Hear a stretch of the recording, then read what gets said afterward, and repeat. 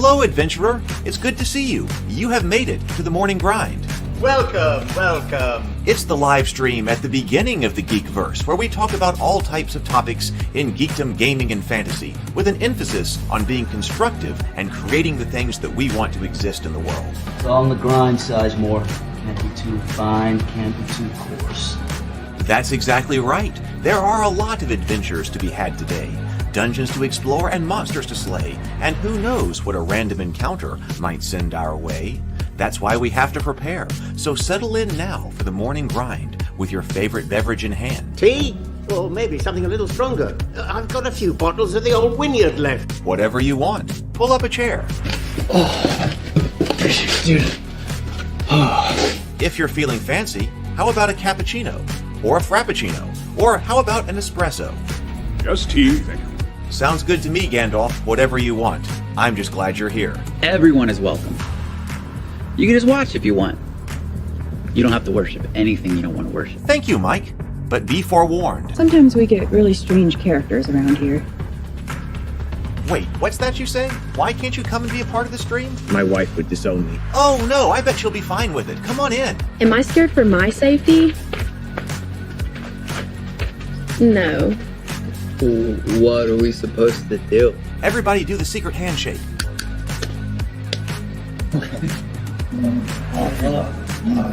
Secret cultist handshake. Oh, now do wizards who love each other. This, my friend, is a science. I still don't have gifts, but it's fine. It's all in the grind, son. Can't be too fine, can't be too coarse. Dude, this would be a sick place to bring the band. Indeed it would be, Dave. It really would. I'm seeing more people coming in. Welcome. Glad to have you here. Oh, look, here's someone new. Is this the cultist meetup? Yes it is. Come to hang out? Please accept me. I have nothing else. Okay, we accept you. Everyone's welcome here. Brought some snacks. Well, that makes things even better. You want some coffee? I don't drink coffee. You sure? It's cultist coffee. What makes it cultist coffee? I'm a cultist and I'm drinking it. Oh. Then I'll have some. What exactly is going on here? I'm seeing more people coming in. Welcome. It's so great to have you. Oh, and look, here comes another stranger. Can we help you? Yes, fellow cultists. I could really use some food. Oh yeah? Welcome. We have donuts. Oh, it's me. I'm glad I'm here.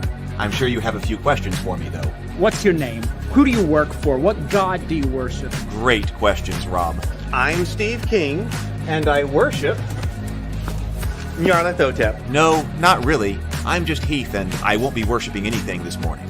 But I will be your host. Welcome to the office. We're going to have a great time. I've got my coffee ready, because now it's time for the morning grind. If you could become a fish, that would be amazing. Then I could command you with my mental fish powers.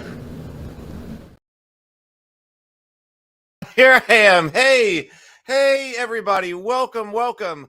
Good to see you. Good to be back here on the morning grind. Good to see everybody. Welcome to my home. Welcome to the office. Welcome to the morning grind. I hope that everybody is doing great. I have had an exciting week. I decided on, I've been working at this vineyard, this winery. It's a winery and vineyard just right up the street here. But I decided, I think I will go look for something else as well. And so I was like, I just got in the car and I was going to start driving around and going in and seeing other places to go.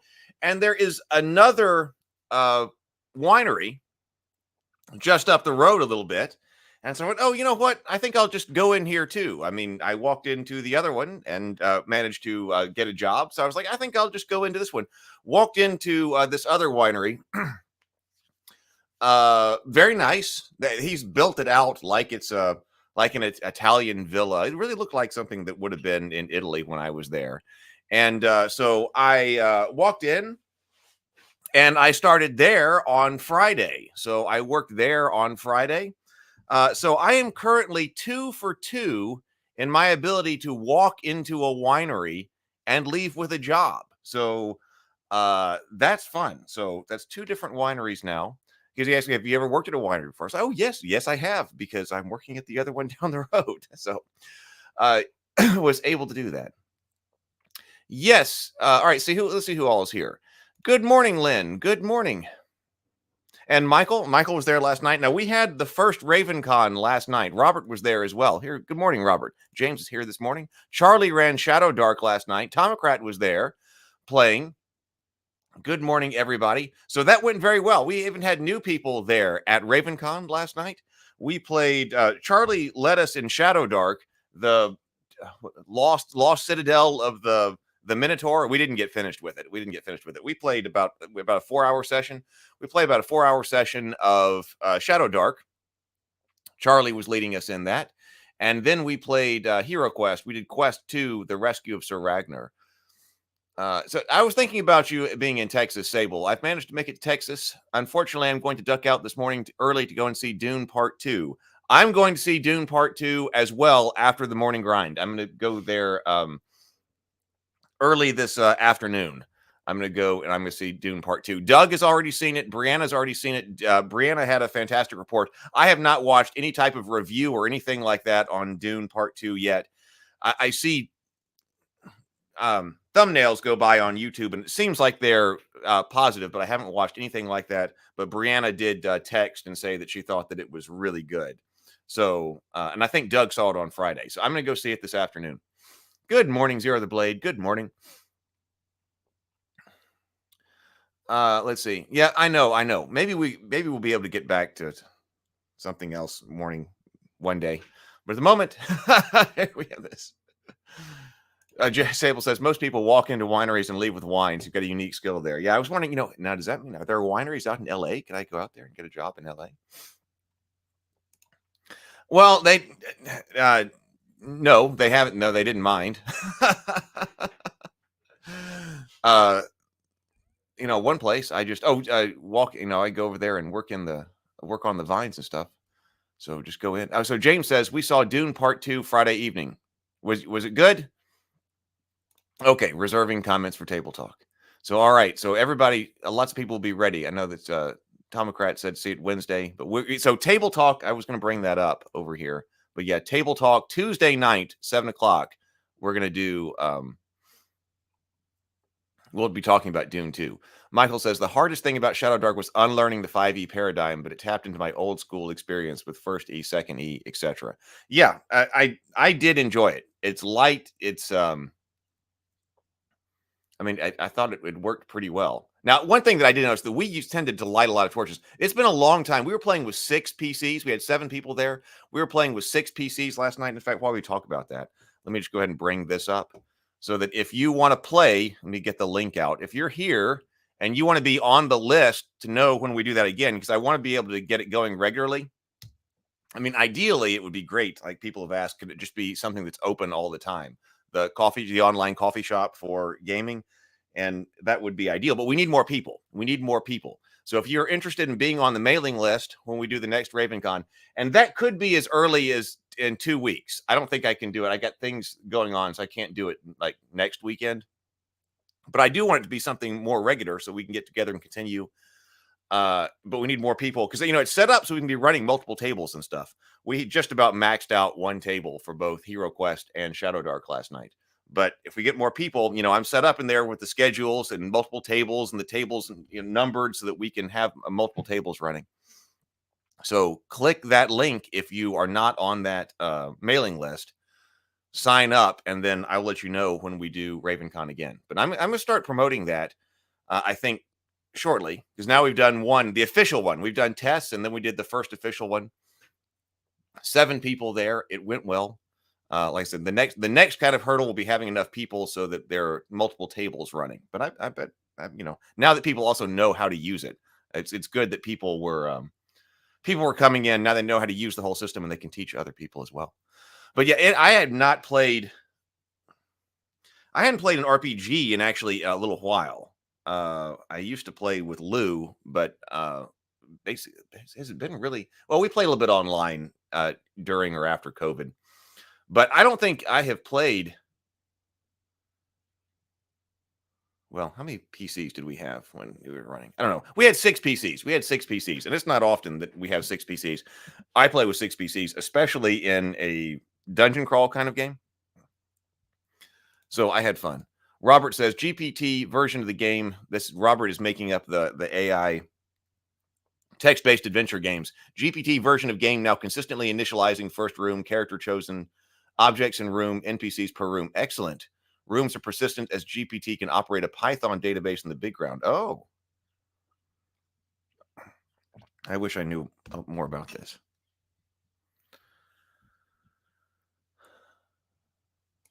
Sables asked, do you think it was faithful to the book?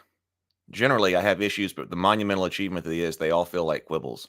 Well, that's good. I'm looking forward to talking a lot more about that because it seems like I said, a lot of people who knew Dune said, yes, just go see this movie, knew the book. So I was happy about that. Hey, good morning, Mike. Good morning.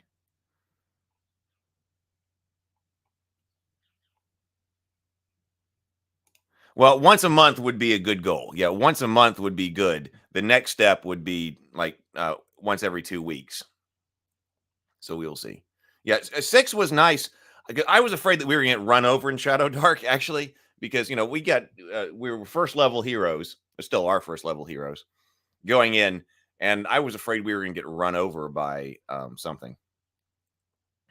But we didn't. But we had enough people. But that's also because we had enough people to, players to, or characters in action to do something.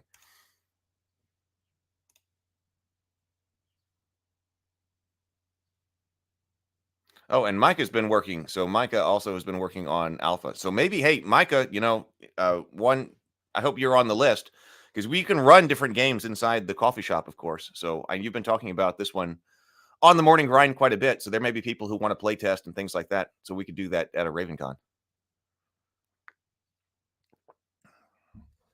Well, we'll play more.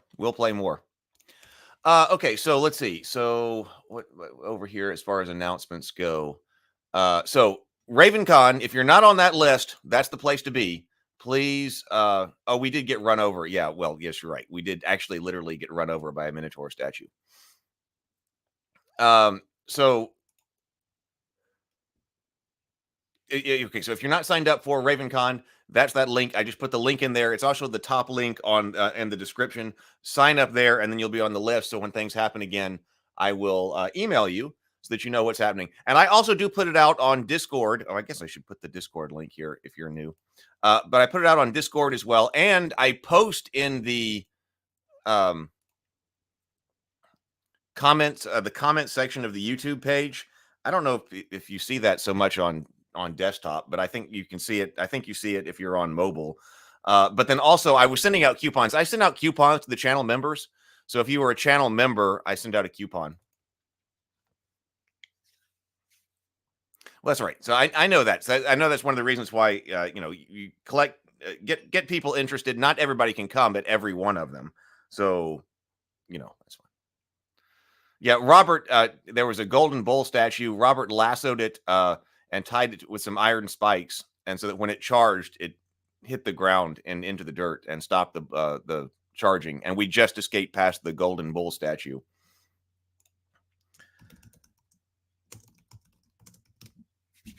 So Discord server, yeah. So I put it out on the email. Email's probably best because it's non-algorithmic.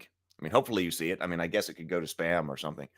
But email, YouTube community, coupon for channel members, and then also on the Discord server.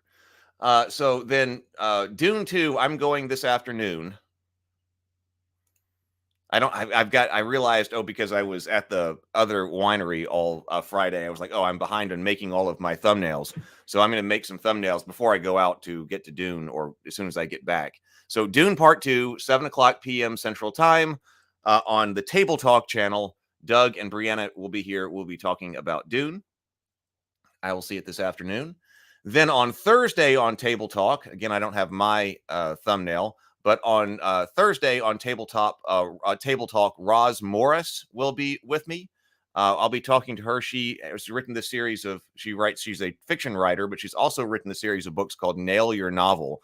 I remember finding her online, I believe through Twitter years ago, and then had watched several different podcasts with her on it. So it says author, editor, speaker, writing coach. So she will be on Table Talk on Thursday. She needs to start an hour late, though. So we'll be starting at 8 o'clock p.m. Central on Thursday, and we'll have Roz Morris. What else is going on? Oh yeah. I also wanted to let you know that Doug's book has launched. So we're going to be talking about that. We were waiting around for a link, and James did put out on the Discord server. Thank you, James, that the book launched. So Heroine's Labyrinth. It is now available for pre-order. And that's Doug's book.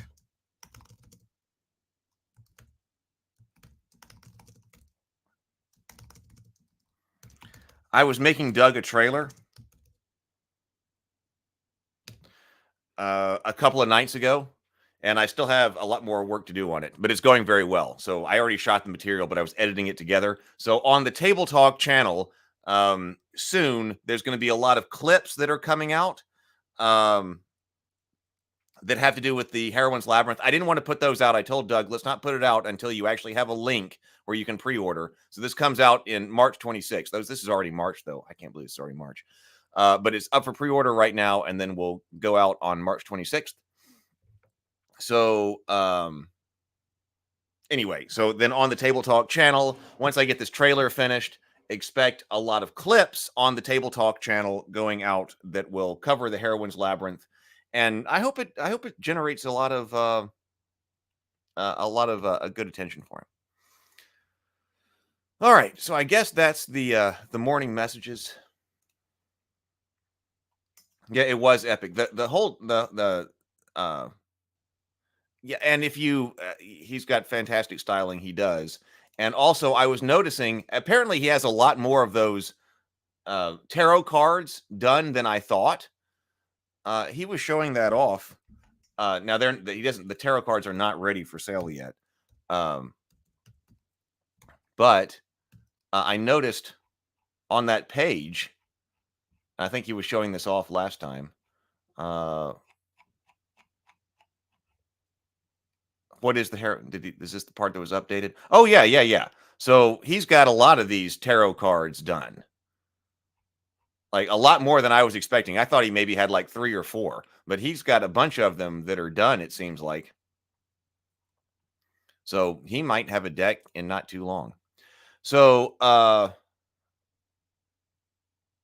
yes, that was epic. So we went, the bull was epic. I was going to say that there's only really one rule in the coffee shop that we've had. So the rules of the coffee shop include Wheeze the juice. No, wheezing the juice. No, wheezing the juice. And no one wheezed the juice at the coffee shop and RavenCon last night. So that was all good. We managed to get through that without the only rule really being violated. So that was good. Anybody remember that movie? Okay. Let's get into some. Oh, we're gonna need to do our breathe and sip. Look, I got coffee right here, and then we'll go into our main topic. PH says, hey, have I seen LTX Studio, a new tool which makes full scripts with scenes, a storyboard, and you have control to change each one individually? I have not. That sounds like something that I should look at. I noticed that I don't know if Theoretically Media covered this or not, but I noticed that Theoretically Media put out some other videos this week that I have not gotten to watch yet. So, but I'll look up. I'll put look up LTX Studio. All right, so here, let's breathe and sip. Everybody, get your favorite beverage this morning. I've got mine right here. I've got coffee in Witch's Brew this morning. So here we go. Let's breathe and sip. 2 deep inhales, complete exhales, and then take a sip of your favorite beverage this morning. So here we go.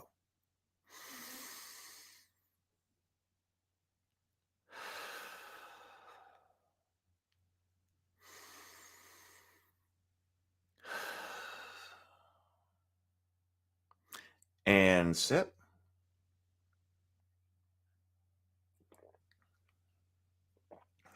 There we go. All right, very good. So I was going to say, so now that the first RavenCon is through, I am behind in everything, as is usual. So, but now that I've been through the first RavenCon, so now when I was keeping a track of all the different steps I need to go through in order to launch one and get, like, for instance, I had a hiccup that I didn't know that I thought that the link on the ticket was a permanent link, but apparently it expired. So I didn't, and so I had to send out. So I just send out the new link by email to everybody. But like, okay, so I need to make sure I update the link on the ticket because it apparently expires. So little things like that, finding out. But I got a whole list of things that, okay, if I want to run one, then what has to be done in order to make that happen. So I got that checklist going. So I'm hoping to systematize that. The big thing is the next thing that I was hoping that would be going on by now is the relaunch of the Cultists. I'm hoping that next week we'll actually be talking about the Cultists RPG and game. I wanted to do that this week, but I wasn't ready. I actually worked a little bit on what we talked about last week with the dice mechanics. And I think I came up with a solution. So I'm going to run this by you guys. But I really would like to be talking about the Cultist RPG. So I'm going to try to make time to actually continue writing that. So I have more to write. I don't have anything to show right now beyond what we've already looked at on the grind.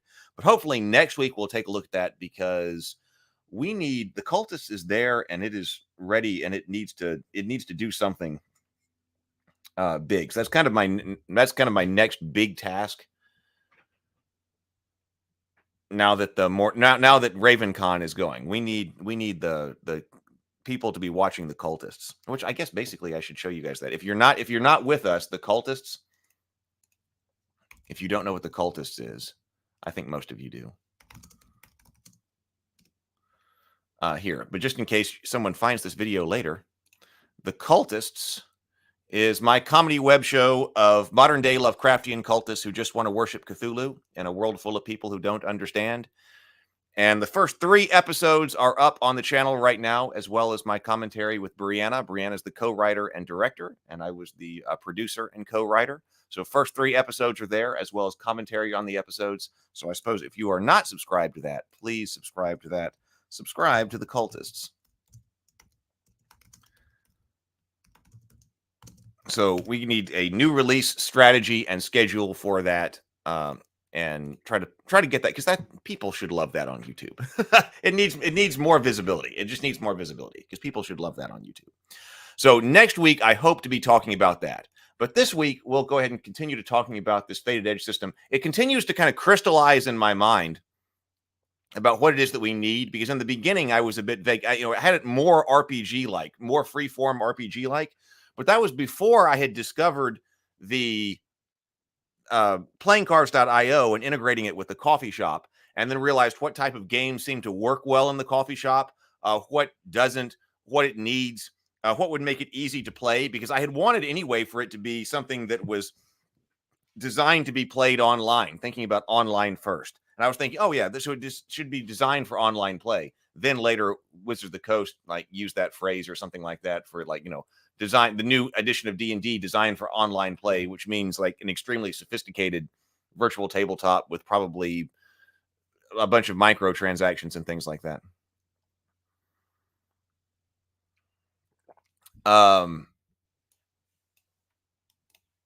But my idea was something that could be played on a lightweight tabletop easily.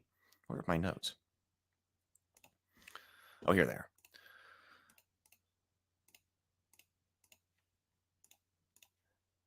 And what works, what doesn't. And so, we said the holy grail of this would be to have a series of systems that, could be integrated from a storytelling like RPG, much more storytelling focused or RPG, a much more, move by the square kind of game like Hero Quest, which again, that continues to work so well inside the coffee shop. Now, Shadow Dark did too, but it's much more free form.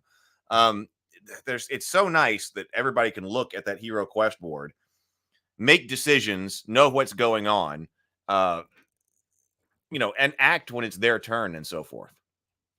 But so I want to talk about dungeon design. I want to get into dungeon design because one thing I also did while I was, which is like random dungeon design, this week. Oh,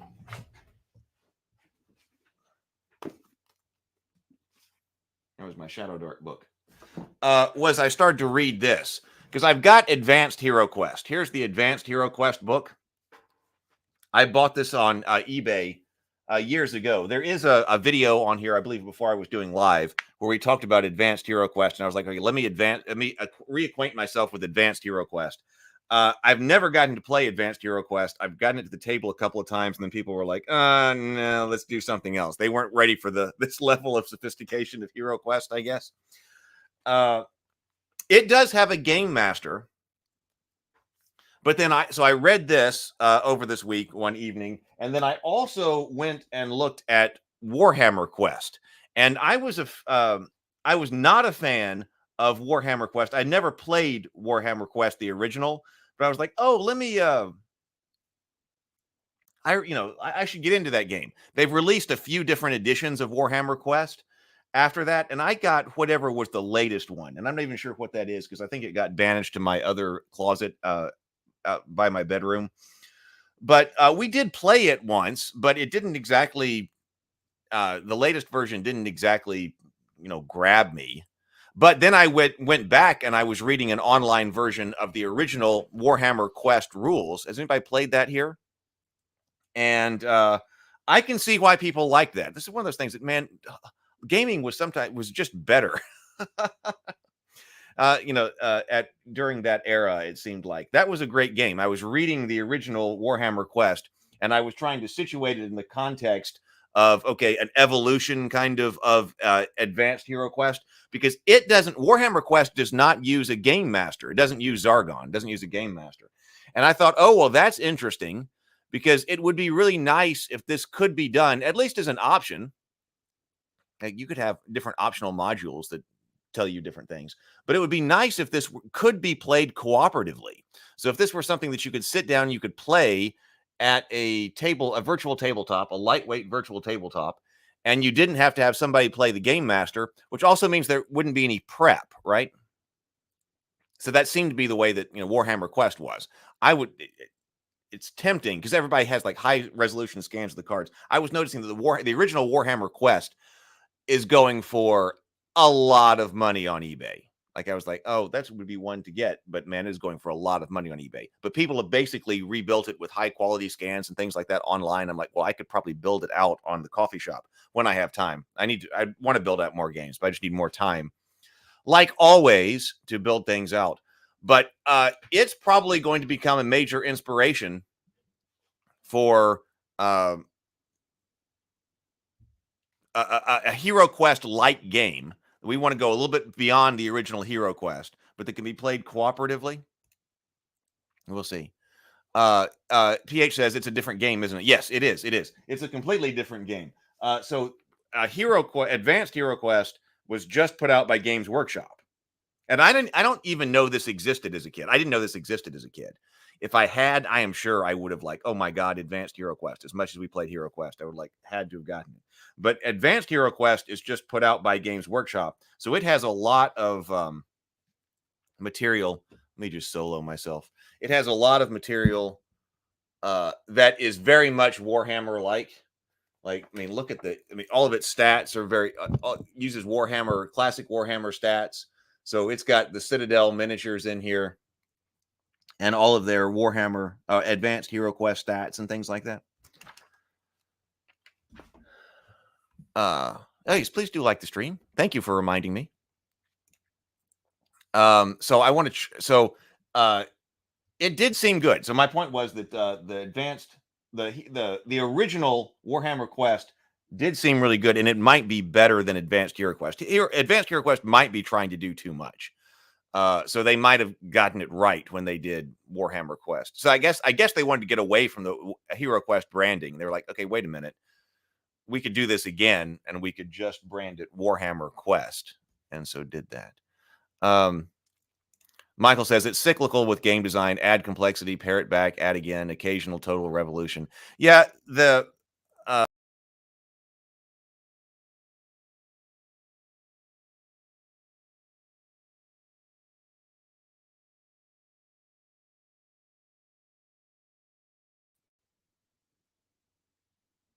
That's what I meant to do. Talk about the words simplification, streamlining, and watering down. Like those words kind of go together. They mean different things. But streamlining, I'm generally for. Like, okay, wait a minute, this could be streamlined because I'll tend to write things with much more complexity. But then and I was looking at some of this right here. I was going, okay, what would I want in here? But then I was like, okay, wait a minute. But some of this may need to be streamlined because we don't want a million things to have to be rolled and computed and calculated and stuff. So streamlining is good. Watering down, but once you get to something, I do feel like, okay, we actually went to something that was watered down. Or too simplified. Charlie says they look a lot on eBay for MERP stuff. I look a lot on eBay for MERP stuff. Phew, pricey. Yeah, and I used to have more MERP stuff. I just have the MERP second edition rule book. We talked about playing that and RavenCon. If somebody wanted to try out MERP, we should kind of find some way to actually try out MERP one day. I would like to be able to try out the One Ring. People talked about reaching out to different publishers. I wonder if whoever it is, I mean, I know that it's Free League that publishes it, but the One Ring, it would be fun to play the One Ring as well. Anyway, so I was looking at both of those, and I thought that Warhammer Quest has an interesting mechanic for dungeon design because there's no game master. You're not trying to, so you don't have quest maps like in Hero Quest or in Gloomhaven. So I was looking at Gloomhaven as well. I wish I could play more Gloomhaven, and I've only played a couple of maybe 3, but maybe just 2 games of Gloomhaven. Gloomhaven has the maps, but there's no Zargon. So if you're trying to tell a story to somebody, if you're trying to tell somebody, tell a story as in, to your players over several different games. Okay, well, Gloomhaven does that without a game master. And people were talking about, like, I was thinking about how do you handle traps? I was thinking about how would you handle traps in a GM-less game? Because it didn't seem like I think that Warhammer Quest didn't. But people were asking, wait a minute, how do I handle traps in Gloomhaven? But in Gloomhaven, if there's a trapped square, you just see this trapped square. And so they were saying that it just the game assumes that you have perfect knowledge. So just don't step in the trapped square. You might get pushed into the trapped square or thrown into it or have to stand there in order to do something else or something like that. But it just assumed perfect knowledge. But some kind of discovery element would be good. But also, we took a look at dungeon generation, and random dungeon generation isn't good. Just because something perfectly random doesn't work. So it might actually be that Warhammer Quest came up with a pretty good system for that. So we're going to take a look at that later. Because also you don't need that many rooms. I mean, if you look at a Hero Quest game, because we were also talking about time limits here, like we'd like this to be able to be played in about 3 hours, 2.5 hours, plus you might need some travel rules or something. So this is a 1 session kind of game. So you don't need 30 rooms. I mean, you can't go through 30 rooms. So knowing something like this, the squares and the space sizes of Hero Quest is really nice. Michael says, right there with you. I overcomplicate everything at first, but my design major friends taught me the first rule of design. You need to know when there's nothing left to remove. Yes. Oh, the Moria book. Oh, I got that email yesterday while I was at the winery, and I forgot to download that. Man, we could have taken a look at that today. But yes, the One Ring, the Moria PDF, the alpha of the Moria PDF just dropped. Man, I got that. We need to take a look at that. Man, now we're running short on morning grinds. I like the number of them because I was excited about that. I was like, oh, I got to get and download that. But then we did the RavenCon. But yes, Moria is out. That would be so much fun. Sable says, I was thinking about the explosion mechanics from last time and thought of the idea that you could get an explosion whenever you roll 2 numbers in sequence. So a 1 and a 2, a 5 and a 6. All right, later, go enjoy Dune. Okay, I was trying to do that with 1 die. And I hope that I can resolve other things in this game with this. But I did come up with this. So we were looking at a D12. So we were trying to come up with polyhedral dice that are something that are already made. So you don't have to make like a D17 or something like that, because it's easier to get, you can get custom dice made easier if they're already based on a shape that already exists. And of course, if we wanted to do that, because even though we're thinking digital first, which you can do whatever you want to with digital, then you can, it would be nice to be able to bring it into the physical realm as well. BGD says you could theoretically preserve the blinding for traps in a GM-less board game type past time by marking discovery spaces that might have a trap, treasure, or some hidden surprise feature. Yeah, you could do that. So you always know when you're moving on to a space like that. On the other hand, so that, yeah, you wouldn't be completely blind, but it could be something good. It could be something different. Walk onto here and then draw a card or make a roll or something like that. But I was also thinking that there's an argument to not have traps that are just, oh, you stepped on that square, you're in a trap. Because it's worth thinking about getting into, what is the philosophy of traps. Now, I know a lot of other people have done that too, like online and blogs and videos talking about what's the philosophy of traps if you're in a dungeon. Why do you use them? When should you not use them? Because it seems like the bad way to use traps is like, okay, everybody, because you don't want to slow down the game with traps. You only want the traps there if they make some kind of sense. You don't want to slow down the game with, okay, everybody, we always just look for traps.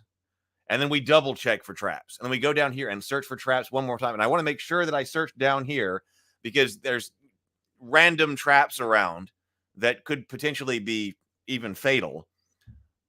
But if you're trying to go on an adventure, you might slow the game down with it. Let's see. One deck, it's not a great dungeon creation game, but I love one deck dungeon. Allocating dice on cards to beat obstacles and having abilities to change the dice is really fun. I don't know that one. I'm going to make note of that one too. One deck dungeon.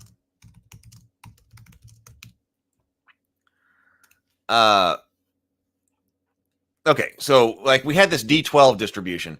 I think I figured it out. But so we got 10, and we were trying to use the forward half of the bell curve, even though this isn't technically a bell curve, but something like this would work.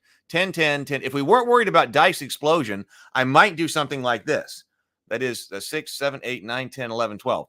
That's 12-sided right there. And we're trying to cover 5 numbers, or actually 6 numbers. So 10 through 15. So that works. It doesn't have an explosion, though. Or if you put an explosion marker on the 15, you all of a sudden wouldn't be rolling 15s, which is not the worst thing in the world, I don't think. Okay, and by the way, we're going to have another die for the explosion die, because obviously I don't want you rolling, hey, the 15 exploded, now your minimum would be 25, after you hit the explosion. So you're not rolling the same die. We're going to have to look at that. But that's a minor thing, whether or not that bothers somebody, that actually you can't roll a 15, because if you roll a 15, you're going to explode. I guess you still could. Okay, now you could actually, if your explosion die had a 0 on it. Okay, but I'm always also trying to think about what's most fun. Okay, so when an explosion marker comes up, they're in there for the fun, because this is a game. So and it was Mark Tassin who argued very convincingly, I thought, for it's fun when dice explode for the players and something good happens because the roll of dice let something major happen and really shake up the game. So that's what's there for. So using that philosophy, then you could say, well, then your explosion die should not have a 0 on it. Because if it's supposed to be fun when the explosion marker comes up, oh yeah, it's like a crit hit. But it's like a crit hit in D&D. I rolled a crit hit, double damage. Okay, 2d8, and you roll 2 1s or a 3 or something like that. That doesn't feel like critical damage. Arguably, that's bad game design because everybody cheered when the natural 20 came up, and then the effect isn't all that great. So I think those things should be linked. So using that philosophy, I was like, okay, so that means that my explosion dice should not have a 0. Mathematically, it should. Oh, you had the possibility of exploding, but you rolled a 0 on your exploding dice, so you rolled a 15.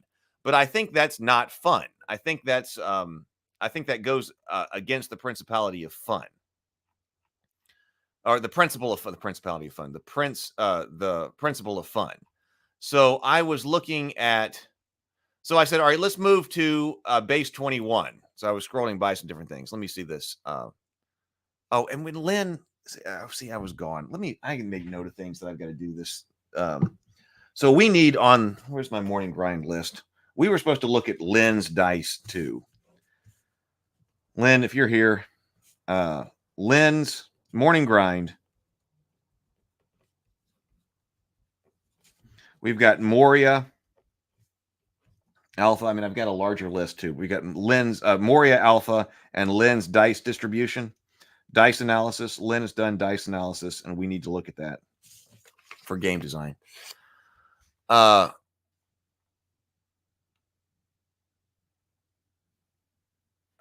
Lynn is still here. Robert says, my son loves One Deck Dungeon. We bought it at a con. Oh, I'm going to have to check that out.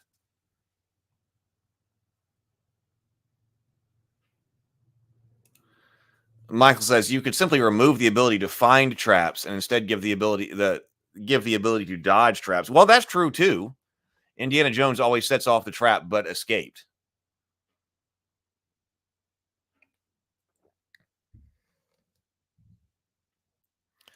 And now, see, that I think you could integrate. Lynn says, I'm not a fan of traps that just spring and kill characters. I prefer traps that can be seen ahead of time and have to be navigated around with possible fatal consequences for failure. And I think something like that could be integrated better. That is more likely, I think, to be integrated into a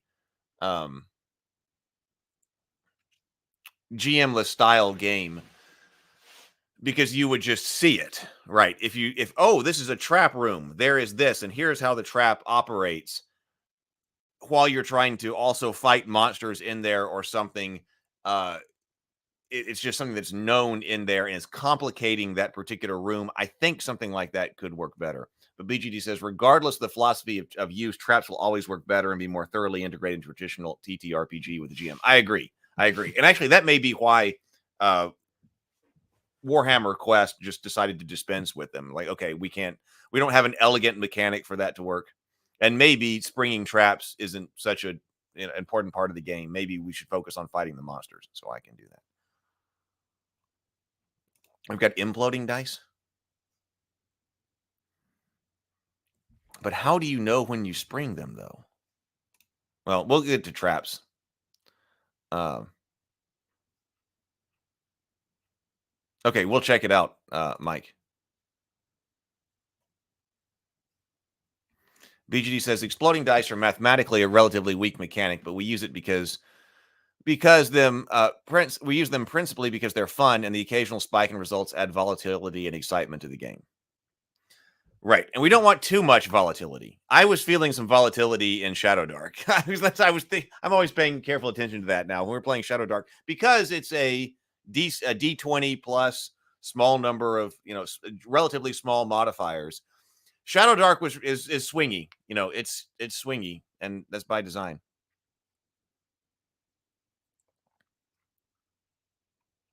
Okay, we'll get to it. I've not been nearly as productive and paying attention to what I should be over the past week. Let's see. Mike says, I once read the difference between traps and hassles. The former you don't know about, but the latter you do. BGD says, standard exploding polyhedrals only aggregate to a bonus between plus. See, okay, we're going to try to change this. Because we can change the faces of the dice, we can try to change this. So standard exploding polyhedrals only aggregate to a bonus between plus 0.5 and plus 0.8 over time. Just giving a consistent +1 is a bigger boon. But often that's not even all that exciting. But it's not as fun or as exciting. Yeah. So, okay. So I actually said, well, what's an idealized kind of base? it would be this one. I said, all right, listen, I didn't want to originally, I did not want to go to a D20. I thought that a D12 would be best. For some reason, D10s, I was thinking D10s actually, because D10s, things that are fun to roll, and then D12. I was kind of thinking not a D20 because D20s are associated with Dungeons and Dragons so much. And it's like, okay, so you were also doing a D20 based game. But actually, I think that it ends up that works pretty well. So I was like, hey, wait a minute. What's an idealized base of 6 numbers? You're most likely to roll your base number, but then you can go up to 15. And all of my skill levels are based on jumps of 10. So it would be this right here. Let's put, was this 6 10s? 1, 2, 3, 4, 5, 6. Yeah, 6 10s, 5 11s, 4 12s, 3 13s, 2 14s, and a 15. Now, that's not including explosion. So originally, I didn't have explosion in there, but that would be my distribution. That's an idealized kind of distribution there, but that's base 21. That's actually 21 numbers. That's not 20. Of course, nothing works out just right. Nothing ever just works out. But that spread of numbers would be nice. And of course, if you could totally implement and adjust a digital thing, a digital situation. But it's like BGD was talking about, why would you want to do a base like a 21 or a 17 sided die anyway, or something non-standard anyway? Right. It's like, well, here's a reason. Here's why I would base a game on a 21 sided die. And how am I going to get a 21 sided die? Because a 21 sided die actually works according to the distribution that I want it to work. So what do you do? But if you're trying to put it on a 20 sided die, well, I don't think that you could just eliminate 110. I think that's what you would do. So if you modified that distribution, now there are 5 opportunities to roll a 10 and 5 opportunities to roll an 11. You're probably not going to feel that difference very much. That gives you the 12s. Go ahead and eliminate the small number. Go ahead and eliminate the 10. I think from the game design perspective is what you would do. And then go to 15. So that should be 20 numbers right there. But then I was like, can I do this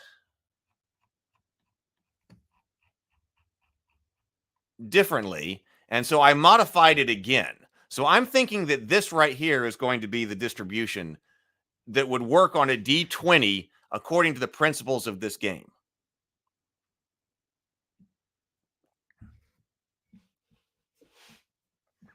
See, I like D10s, and I was thinking that for a long time, I was thinking D10s.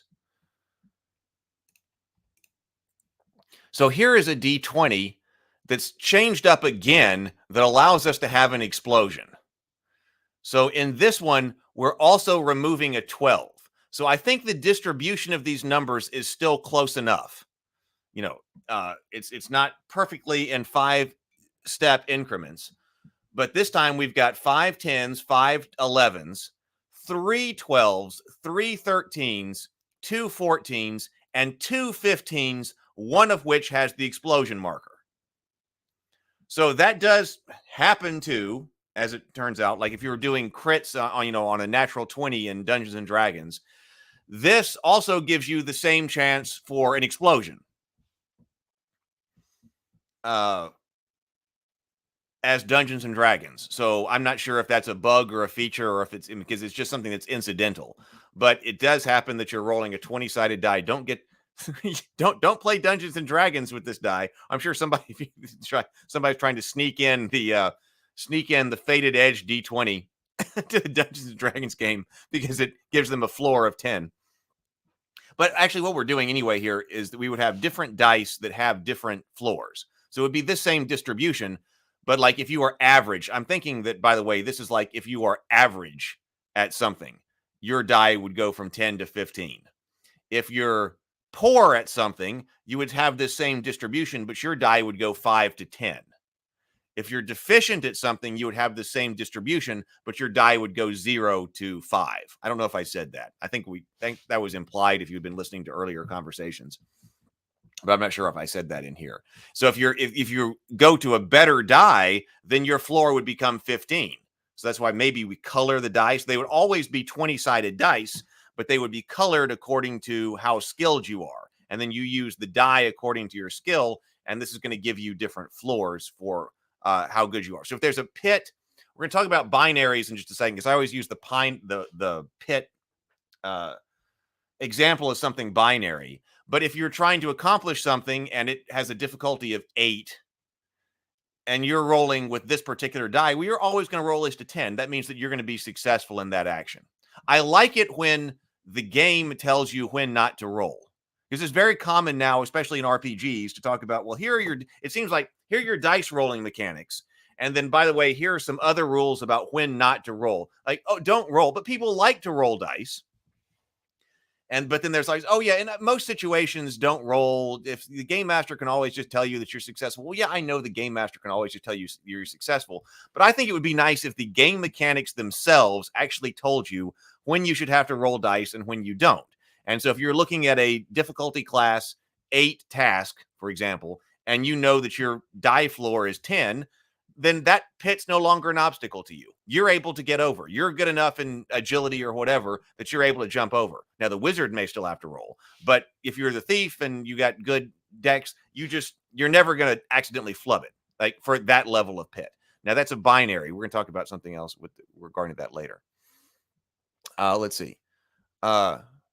It would be a boomer to get the 15 without the I thought you were calling like a bummer to get the 15 without the explosion mark. So you think that's a problem? I thought you were calling the 15 with the explosion mark a boomer.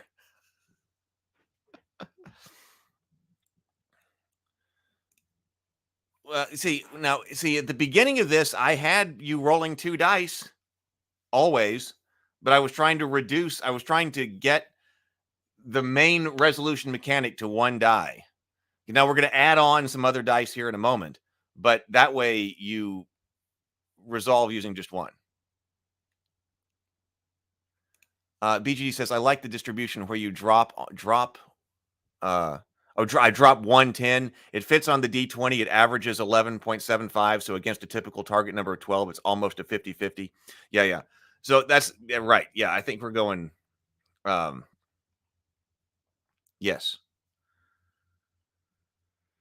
I like it too. That's why I think this is the solution. This is going to become my working solution for the moment for this. Coloring dice according to skill level rather than event type, I've never encountered. It's genius. Anyone know if that's been done before and what type of game? The only reason I thought about it was because of Dragon Strike. Now, Dragon Strike uses colored dice, but it also uses different steps of dice because it's a D8, D10, D12. Now, they're colored in the base game, but it doesn't matter. It's the white D10, the black D12, but you're going up by die type. It's possible. It's been a while since I played Descent. And actually, I got this Descent 2nd edition, but I'm wondering if the 1st edition is better. I'm not sure. But in that one, you were rolling combinations of colored dice that told you different things. So like a red D6 might be better than a blue D6 or something. Might not exactly be right. But like so instead of just having D6 attack dice and D8 attack dice and things like that, they had different symbols on them. And then you had a scale, if I remember correctly, of different kinds of dice. So I was thinking about that, even though it's been a while since I've read it. You just have to decide how badly you want to include the explosion feature in your dice mechanics. Yeah, we'll see. I mean, it's possible to try it both ways and just see which one people like. We will see.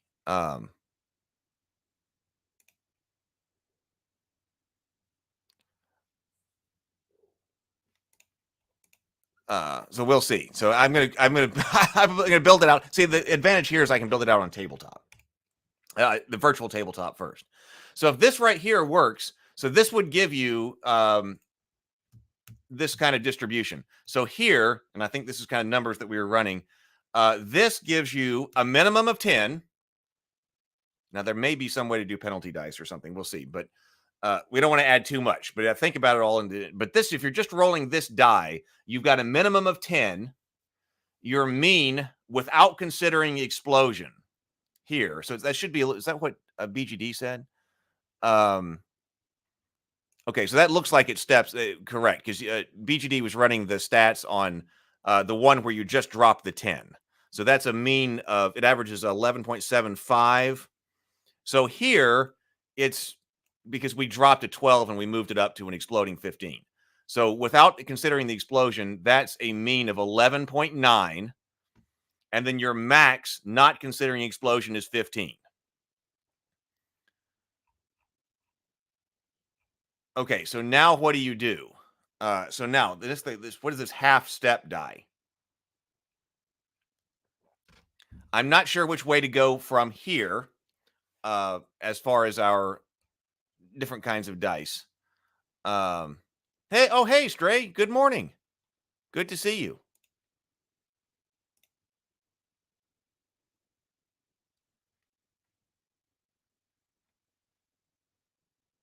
Stray is a different color here. I guess there was some kind of upgrade here. It actually shows me that Stray is blue over here on this side. Let's see. Okay, but see, so exploding dice. So, well, yeah, we can buy that. And also, I did see an advantage of the D20 is I noticed that you can have the D20s custom printed. Now they're not cheap, but for a few prototypes, you can do that.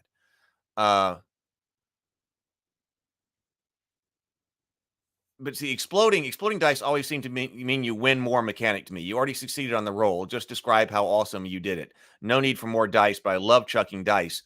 But I mean, I'm thinking the idea here would be to integrate.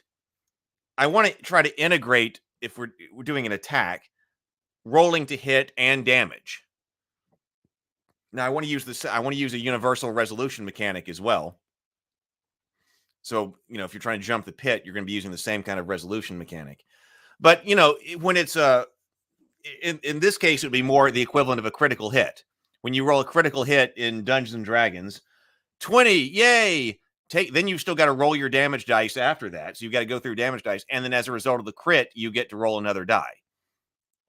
I'm thinking here that your attack and your damage roll are integrated. So when you hit the explosion, you're winning more. It's like a critical hit. You're maybe dealing more damage.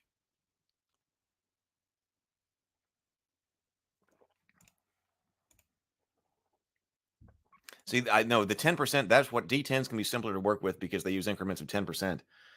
And I was looking at the D10s originally. I really thought I was going D10 because I like D10s. Okay, so now a decision to make was, do I have half skill steps? And I don't know yet, but it just depends on the level of resolution that we want. And that could be a difference between like just the general RPG and then also the tabletop moving by squares games as well. Could be a difference because I went down here and was like, all right, so if you had, a D20 that was deficient, poor, average, good, excellent, you're really going to feel those steps if you go from, a base of 10 to another die with a distribution that's a base of 15. But I was thinking that it was possible to use a second die that you could, if you had a skill level of half a step between those two, it's possible.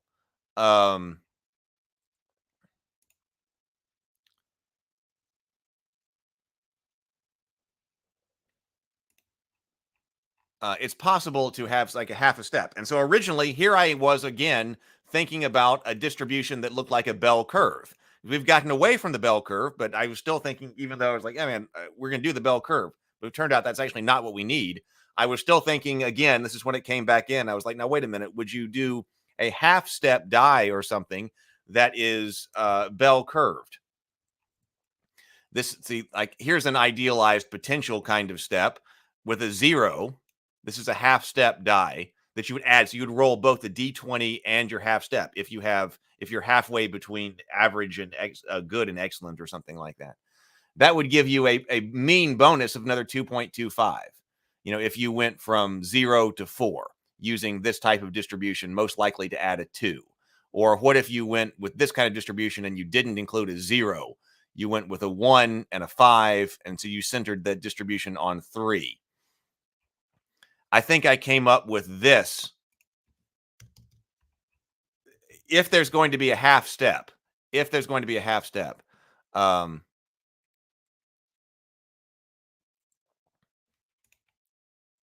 See, one of the advantages of the of always using the same polyhedral to determine explosion is that it doesn't matter what numbers are on the dice; they always explode on just the same probability.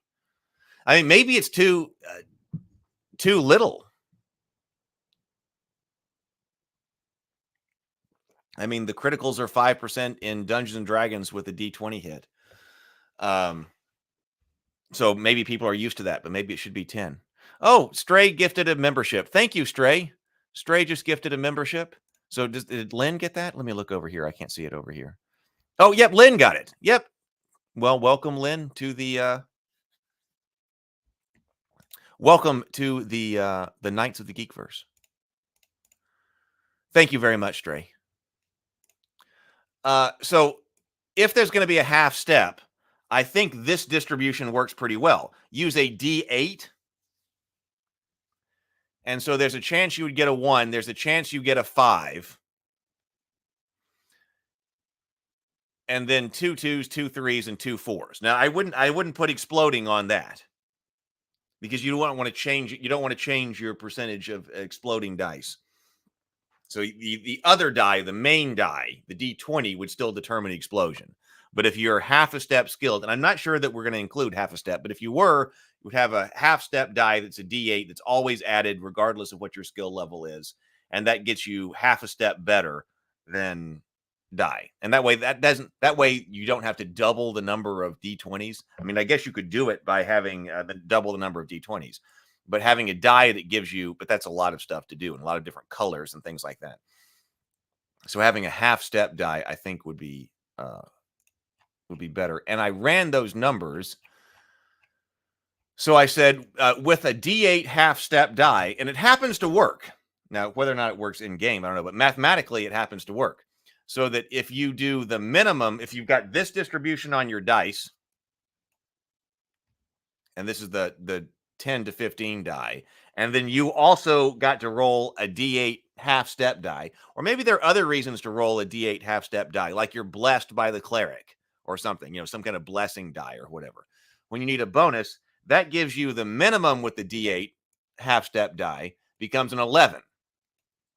So if you're half a step better than this, you're guaranteed to roll an 11. Your mean becomes 14.9. So your mean becomes what used to be the other guy's max. And then your max becomes 1 less than the maximum effort if you were the next level higher. Because if this is average and you become good, then your good die will be a floor of 15 and a max of 20. So the other guy still has you with the max. So that one, I think that math looks pretty good. Well, I'm just saying that if you have, if you say your skill levels are deficient, poor, average, good, excellent, that might be enough. That might be enough, especially in a tabletop game. Like in not a whole role-playing game. That might be enough differentiation for skills.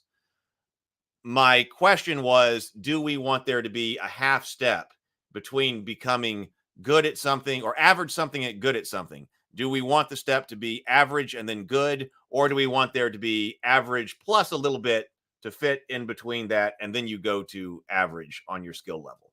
I'm not sure. So it depends on how we're talking about how finely graded we want the skill levels to be. And I'm not sure. But I think that those two dice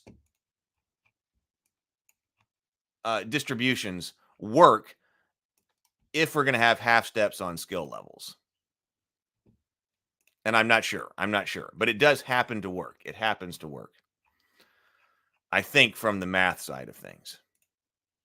But having, well, there would be actually more than 5 skill levels. Like deficient would be something I would probably not expect a hero to ever have. Maybe something like a goblin or something like that. So all the heroes might be either poor, average, good, excellent, or, something even better than excellent or something like that.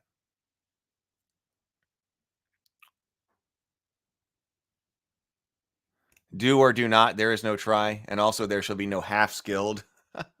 Or you don't. That may be the best way to go. And then to use that D8 die as a bonus die of some kind. Like I said, you get the blessing of the heroes, you get the blessing of the cleric or something like that. That's it. Just seems like a good die that gives you a pretty substantial bonus. I mean, going from a mean of 11.9 to 14.9 is pretty good. You're going to feel that bonus. You're not dealing with like, plus 5% plus ones like with a D20 in Dungeons and Dragons. Having this half step die, bonus die, whatever, seems like something we would need. James says, "I know a few people who are deficient in their chosen field, but maybe not adventurers who are constantly fighting against." I mean, I'm sure that would happen, but maybe the deficient heroes get culled out. Let's see. Okay, so that was my thought, and that happens to work. Did I do some explosion dice? Okay, so I was thinking, so let's talk about if we're going to have the explosion, what do you get to roll? Can you infinitely explode? Maybe not. And like I said, we're talking about it's pretty rare for it to happen anyway. But can you achieve? We've talked about that during this channel on this series quite a bit. Can you infinitely explode and have like a godlike result? Maybe, maybe not. Maybe it doesn't matter because it's so unlikely. Like what would the explosion dice look like? Here's an example. 1, 2, 3, 4, 5, 6, 7, 8, 9, 10. That would be a 10-sided die. So the exploding dice, I think, needs to be the same die regardless of your skill level. So kind of like how if there's going to be the bonus die or the half step die, it's always the same regardless of your skill level. This one, you need to roll the same explosion die regardless of your skill level. So here you'd be adding 2s or 3s or 4s, and then the 5 continues to explode, like as one potential option. I was like, what if you were centered on a 5? By chance, you could do it if you were centered on a 5 here. I think this is impractical, but I went through this thought right here. Let's see.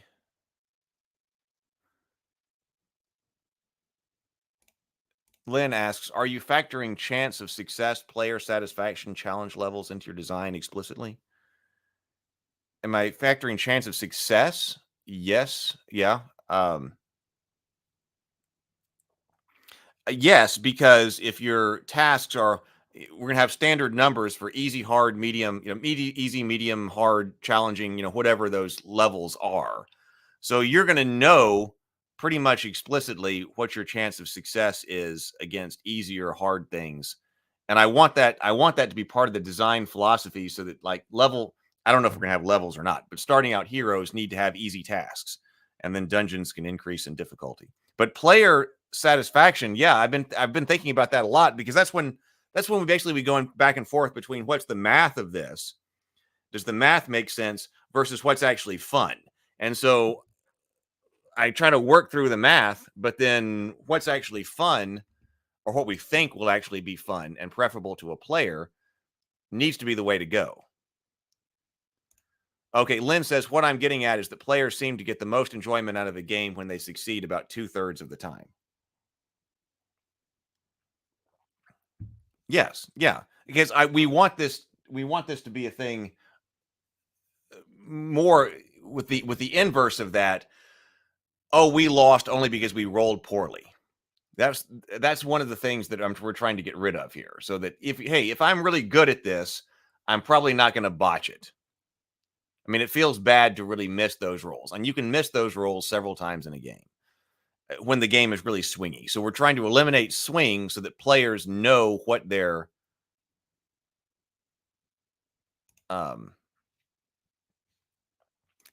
chances of success are going to be in the beginning. I have got.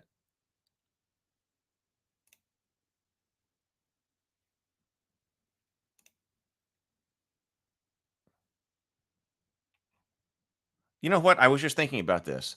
That's why I got distracted for a second. Just thinking about the memberships here. How many people do we have here? Because I've got the thing where I can gift some memberships right here. And I did send out, like the coupons to the to RavenCon. So I could totally do that again. It says that I can gift memberships right here. So I'm going to gift memberships and we'll see who gets them. Now I don't know who gets them because they assigned them based on interaction with the channel. So if you interact with, it says gift 5 memberships. I have the ability to gift 5 memberships this month. So I'm going to hit gift 5 memberships and we will see what happens. All right, I'm going to hit this button.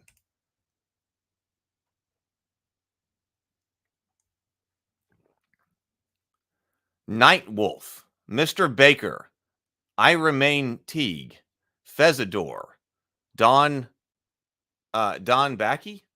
Huh.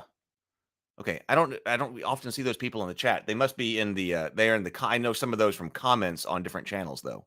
So okay, so there we go. So we sent out some channel memberships. So maybe they'll get a gift. So there we go. Okay, anyway, so welcome everybody. They might be watching. They might be watching. If you're watching and you just received a membership, say hi. Okay. James says D30 is criminally underused die size. I had a purple gem D20 in my youth. I loved that thing, but never got to chuck it in a game. So here is here is one way to do it. And this is kind of bell curve shaped step distribution here, going from 1 to 10. Centering on 5, so you're probably basically, since our skill levels are based on increases of 5, by an explosion die, like what should happen when you explode? Because that's also, this is going to change up the math a little bit, because when BGD was talking about, well, how much does an exploding die really add? And that's absolutely true if you got a D10 and it explodes on a 10, and then you roll the D10 again. But because we're allowing ourselves to play with the numbers and we're creating a dedicated explosion die, we can change our numbers so that when you hit an explosion, it can be more significant. So this means that it's really rather likely that you would effectively go up at least a whole skill level in your ability when you explode. And again, you would feel that as a player. But I got to thinking about it, like, what happens if you roll a 1 or a 2? Do you feel bad? You got the explosion. All right, the die exploded. Oh, and then I rolled a 1 or a 2. Is that the equivalent of, oh, I got the critical hit in D&D, and then I rolled another 1 on my bonus attack die. I hit it, but it didn't really mean anything. And throughout the other elements of this design, that's why we just deleted the back half of the bell curve. It's like, well, if it's not fun to roll down here, can we just always focus on the front half? So this is what I went with. So I said, I'm liking this. So I was like, okay, what if we just went with the front half? So here is an explosion die. How many faces does this have? 1, 2, 3, 4, 5, 6, 7, 8, 9, 10, 11, 12, 13, 14, 15, 16, 17, 18, 19. Oh, this is another D20. It's another D20. Oh, I know why I went with this. Or why I would think I was liking this. So this is the bonus. This is a potential for an explosion die. Okay. Now you can't explode for anything less than 5. So you're going to feel it when this thing hits. And I think it was because earlier I had asked, this was just my notes typing to myself about explosion. I was like, okay, can you infinitely explode? Because I was also trying to come up with the most elegant way to do that. And I said, maybe, I was just thinking to myself here, maybe max of 2 levels higher than base when you explode. So I was kind of thinking, well, maybe you can't infinitely explode. Maybe you can only go a couple of levels higher. That keeps the deficient guy from accidentally rolling a godlike result. And like I said, maybe that doesn't matter because it's so rare. But I prefer to actually have things constrained a bit more and to understand what's actually possible within the context of the game for things like adventure design. If it's completely random or very random, if there's high volatility and high levels of randomness, it's very difficult to design adventures. Pathfinder has this, down to a science, but still it's got still a lot of randomness in the game. You don't really know whether things are easy or hard because you could all roll bad. So I'm looking for ways to understand what the capability of the heroes are so that we can design some type of adventures and other encounters in a more predictable way. So rather than just saying, yeah, I mean, you could roll infinitely. What if it's 2 levels higher? So in this, like, okay, so my first idea here is like, well, what if you went then 2 to 5 and then the 5 explodes? So if you roll that die, then you can roll it again. But then you would just just cap it at 2. You can't explode more than twice. If you roll another explosion die, you don't explode.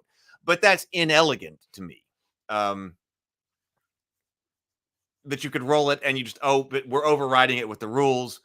You can't. I had accidentally rolled a third time or something. That seems inelegant. It seems like you should only do this if you can explode infinitely. So that's why I said, no, wait a minute. Like here, there was no explosion marker on this D30. So I went, what if you don't infinitely explode? You just get your explosion die. If you roll the explosion marker, this would give you a maximum of 10. You're never going to explode the explosion, but a minimum of 1. That's where I was going with this. I was like, so now we could just integrate. That's why I was like, what if we just integrated up to the 10? It happens to work with a D30. So that did happen to work. But then I got to thinking, but are you going to feel like you lost something if you exploded and then you rolled way down here? Well, then let's just use the top half. And it happens to be another D20. It happens to be another D20. So if you just had 1, if you just rolled 1 die as an explosion, I like different kinds of dice, but this would be like a different color D20 that's the explosion. 5s and 6s. So basically you're always going to step it up by 5 when you hit an explosion, and you might step it up by 10. Let me see what people are saying over here.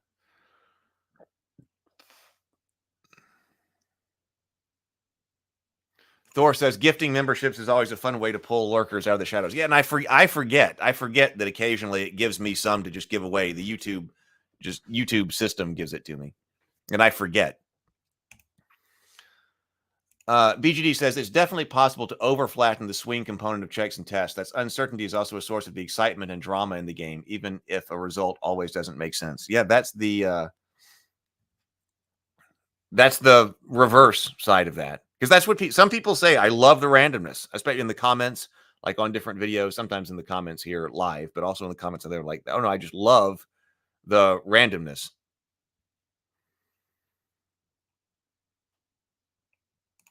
Bad checks occasionally even happen to experts.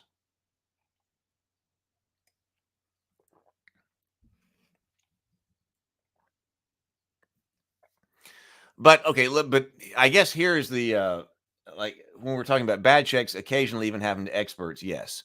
But what do you want in the game?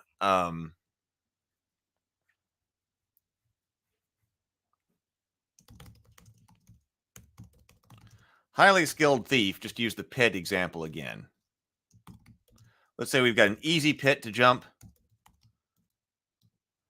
medium pit to jump,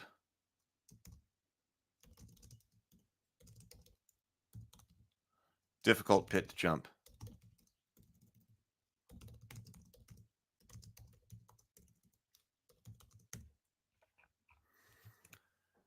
How often, and the answer could be never, but how often is the highly skilled thief going to fail to jump over the easy pit?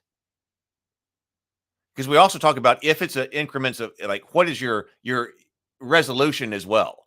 Because we've talked about like when we're going through, actually when we're going through several games, but we're going through like of ships in the sea, and we're like, there's like a 5% chance of your ship being lost.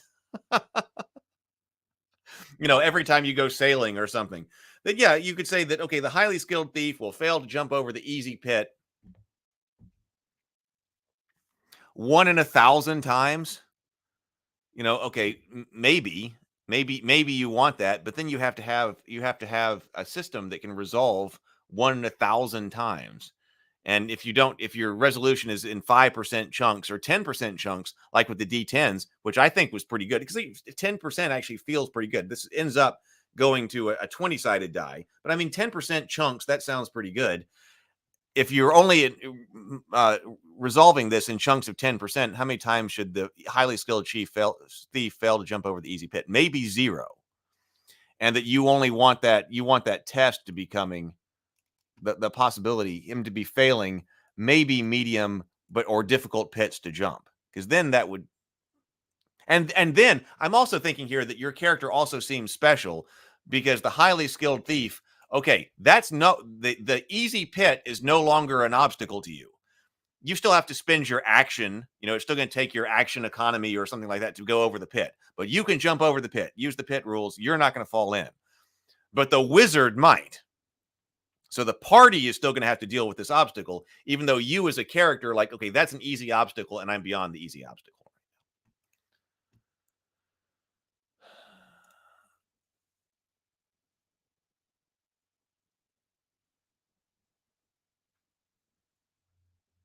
See, okay, so this discussion right here, I hit it when you roll a crit and then your damage roll craps out. A lock was poorly made and you picked it properly, but it's still jammed because the door in the frame is uneven. Well, and that depends on what type of game you're playing too. Are you playing a Hero Quest style game where you're not going to have that come up? Like, that situation might not come up. You can either get the door open or not, one way or another. BGD says, I've never understood the sense of entitlement that comes with scoring a crit. A critical hit earns you a chance to score a really big hit, but sometimes it doesn't. There are narrative strategies on making low crit hits still have significance and feel right. I mean, I agree with that. I agree with that in principle. I'm just so I agree with that absolutely in principle. But like rolling to confirm a crit in 3rd edition. Okay, 20. Roll to confirm that. Then roll your damage dice, right? That was still double dice there. So just because you rolled a 20, okay, 20, confirm the crit. Okay, I did not confirm the crit, or I did confirm the crit, but then I still rolled low. There's from the game, from just the sitting at the table perspective, I guess what I see is that somebody rolls a 20 and they go, yes! Everybody goes, yes! If that's the result of the table, all right, then something needs to happen, I think.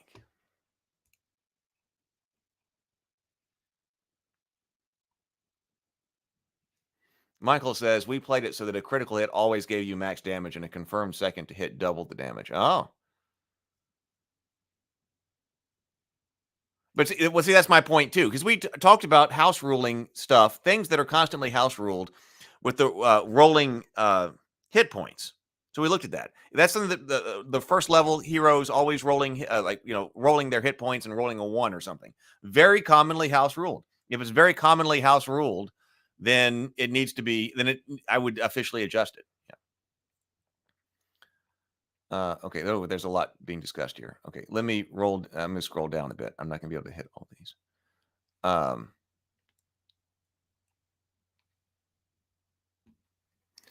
James says, can you use the probability of a specific die to break the difficulty in? Jumping an easy pit is D2 or D4. Moderate pit is D6 or D8. Difficulty 12 and impossible D20. You'll need to determine a threshold, but still a pseudo-elegant solution. I can think of a way that you could do that. That's going differently from what I've got here. Like, so in, I think, in fact, it would be kind of like a reverse Dragon Strike at its simplest, because Dragon Strike, you've got 3 different skill levels, D8, D10, D12, not including armor class. In order to accomplish a task, you're always trying to roll a 6 or better. But then your skill is on your character sheet as a die. I guess you could reverse that. You could say you could say that there's going to be a static number on your skill sheet on whether or not you are good, poor, good, or bad, poor, good, or excellent at something. Your number is 4, 6, or 8. And then the difficulty of the task is the die, and you got to roll equal to or higher than your number. Or if it's a roll under system, equal to or lower than your number. if that made sense. So I can see reversing that.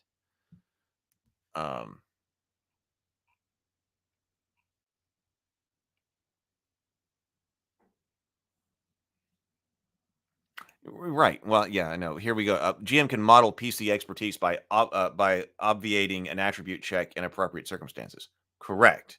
Yes. But what I'm trying to do is not have the game master try to have to make that call. Or if you're in a game masterless situation, in a situation with the game master, I want the mechanics to tell you when not to roll. And if you're in a situation without a game master, if we're doing a game masterless game, the mechanics have to tell you when you're not to roll. So if the easy pit is a DC, I don't know what, if the DC is 8 and the highly skilled thief is rolling the 10 to, I don't think that would be right. But if the thief here is rolling the die that can only roll 10 to 15, the game master doesn't have to make that judgment call. The game mechanics themselves are telling you that this thief is of sufficient skill to get over that particular pit. So I'm removing. So yeah, my goal here was to remove that.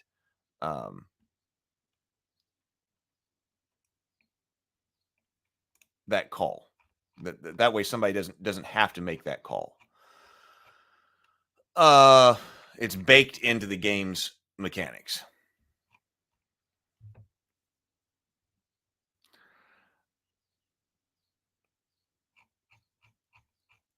All right. So what did we get here? So I think we're okay. So I think we're finally getting to something that's actually potentially usable to write down. So the ideas, basic task resolution system.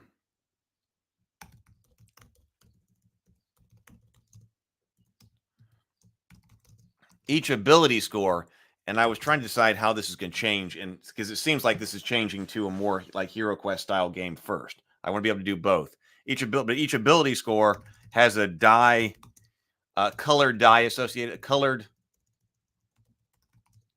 D20 associated with it.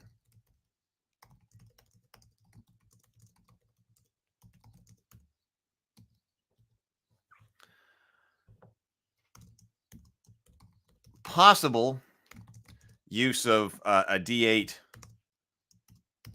half-step die. I don't know how we're doing level up, or anything like that. So that depends on that too. Like, do you, if there are actually levels and you level up with your sword, do you go from, one color to the next, or do you add a half-step die, or if this could just be used for bonuses?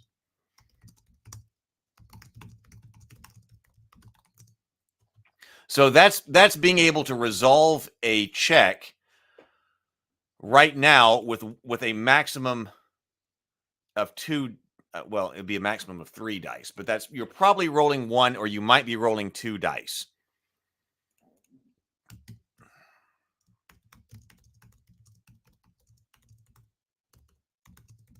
So this would be a roll over system, a target number. And make this like, easy, hard tasks, easy, medium, hard tasks, etc., etc.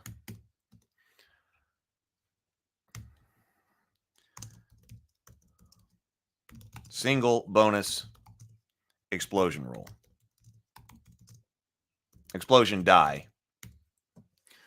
So that would be if this doesn't end up getting used, then that would be that each check can be rolled with 1 die, which I think is better, than the multiple dice that we were talking about, whether or not you've got to add those up or choose the lowest one.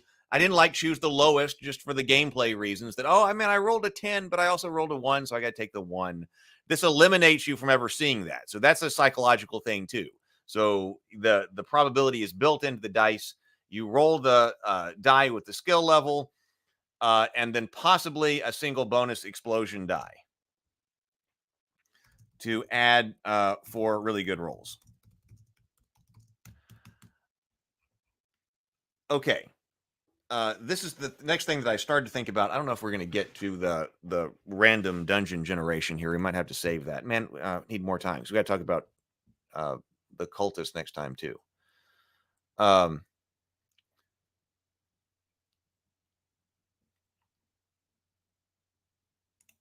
Anon, hello, Anon. Anon says, if these are the sorts of priorities you're going for, you might as well use a log table like DC Heroes and Torg. I don't know that one.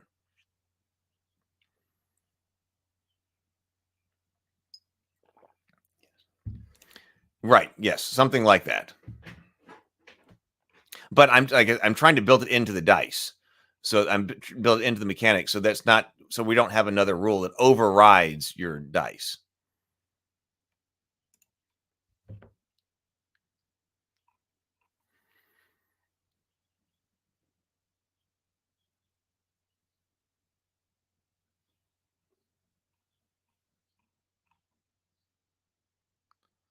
Let's see. Just looking at comments here for a second.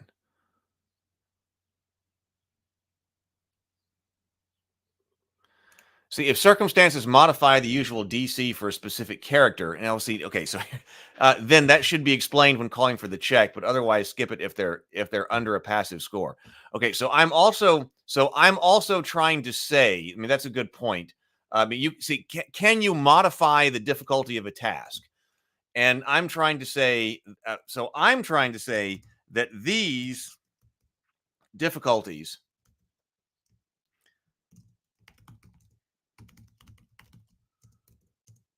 are an inherent feature of the world.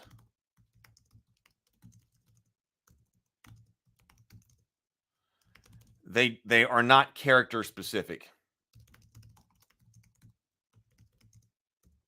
Because some other games do that. Like, okay, so for you, your character, that would be an easy task, but for my character, that's a hard task. Of course, because you could flop any of this around. But instead of saying, okay, that's an easy pit for me, a hard pit for you, a medium pit for you, that the difficulty of the pit is something inherent to the pit. And then how easy that is for you is based on qualities on your character sheet. Now, that might not have exactly been what you meant right there, Micah. But so in that case, I would say we're not modifying the difficulty class. The difficulty class they're trying to roll over is always going to be static. No,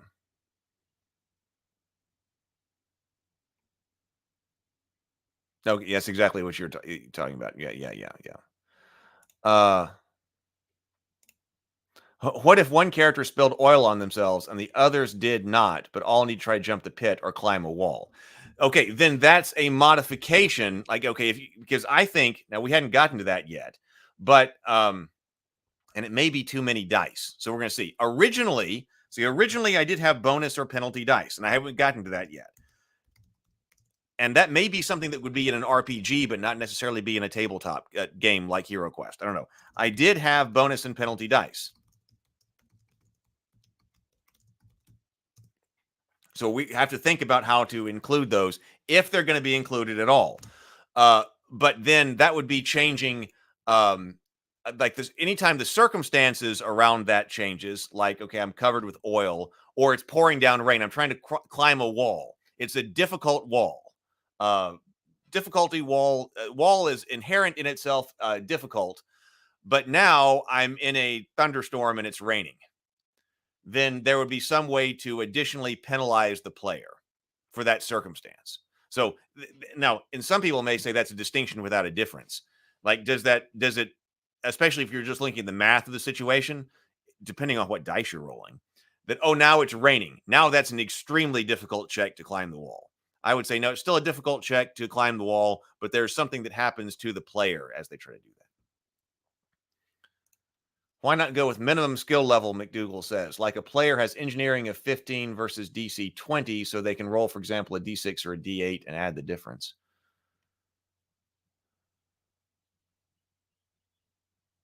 I'm not exactly sure where we're going there.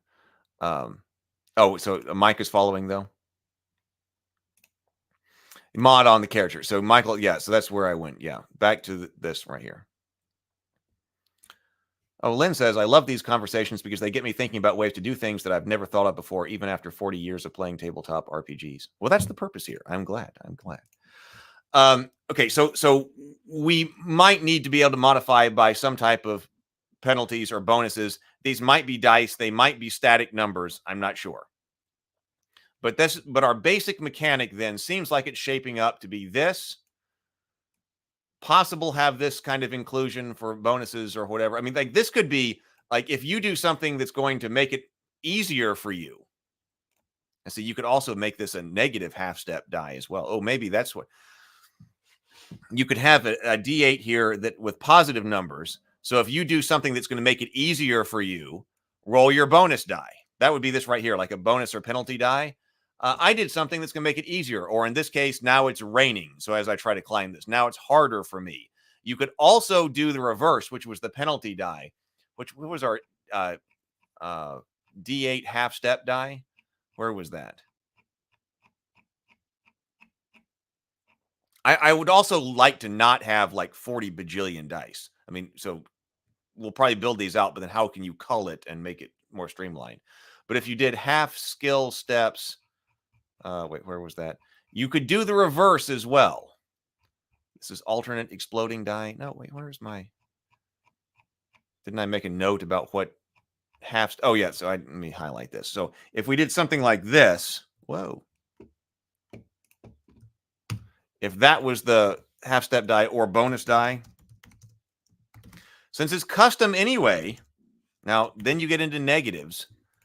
But maybe, I would hate to do it, maybe, because people don't like subtraction from the game design.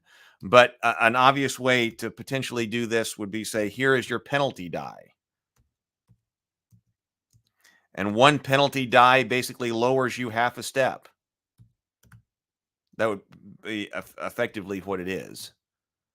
-5. So there's a penalty die. It seems probably most elegant here. Well, now you could do that. The subtraction, since a penalty die or a bonus die is basically a half step. Hey, there's something about this task that makes it easier. Okay, roll a bonus die. Okay, there's something about this task that makes it difficult. Okay, roll a penalty die. There are two things that make this difficult. Roll 2 penalty dice. Okay, well, don't roll 2 penalty dice. Just degrade your skill die by 1 level. That way you're not rolling, and then have penalty dice and bonus dice cancel each other out. Well, here's one thing about this that makes this harder. Here's one thing about this that makes this easier. Okay, well, then just roll your flat die. That's how I was originally going earlier when we were discussing Fated Edge. That's the way that we were originally going with that kind of thing. That would mean that only if you have 1 penalty or 3 penalties would you be rolling a die that also was a subtraction. Oh, how do people feel about that?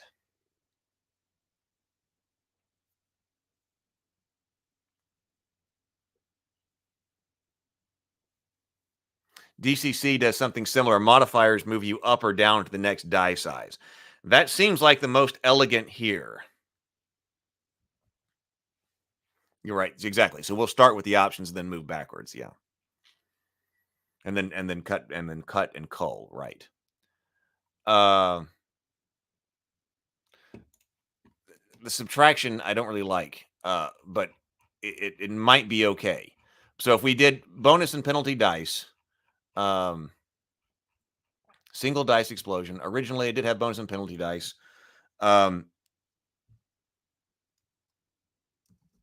Added bonus dice for things that are favorable.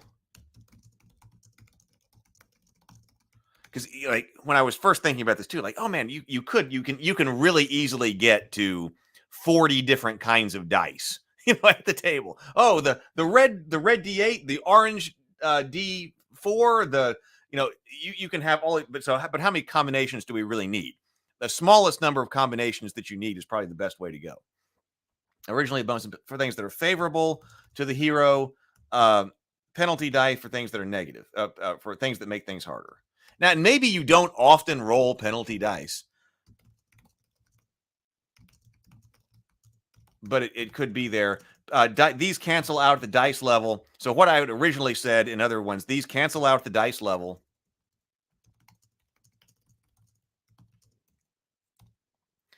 And you never roll more than 3.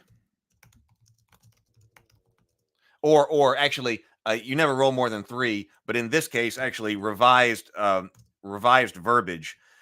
Never the maximum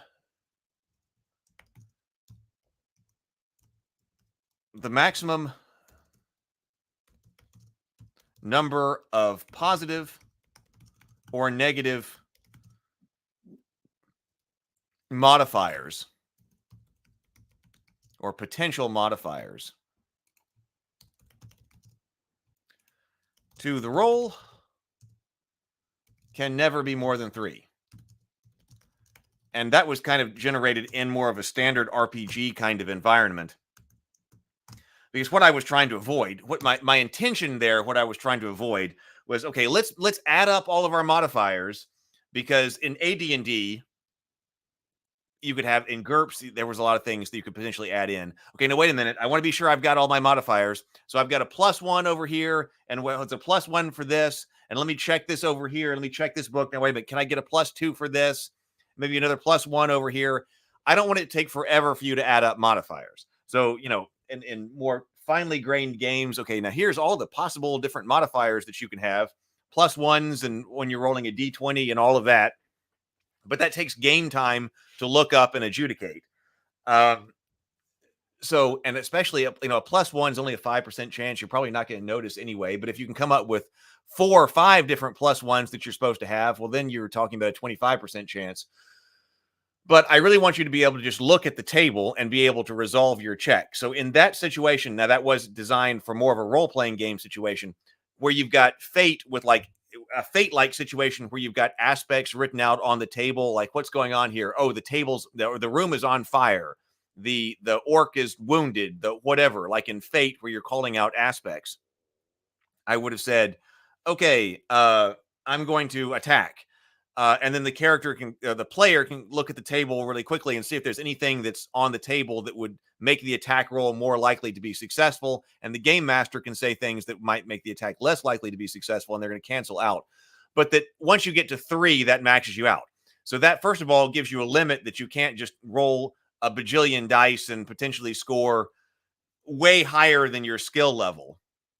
So by capping this out, you're like, okay, once you've counted 3 things that would make this easier, that's as easy as it's going to get. The additional other thing that might make it easier doesn't matter. And likewise for negative things. That was the game control kind of thing. As far as time goes, I also originally, because I hadn't even gotten to bonus or penalty dice, originally, and this is a different kind of die, it'd be better to not have that.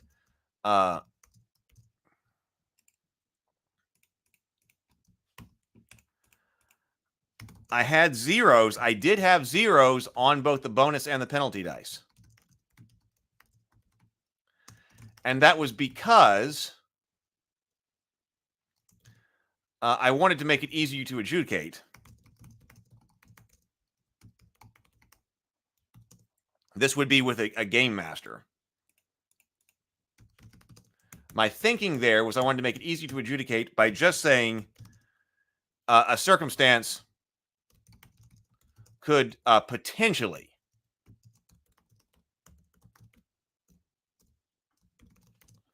make the task.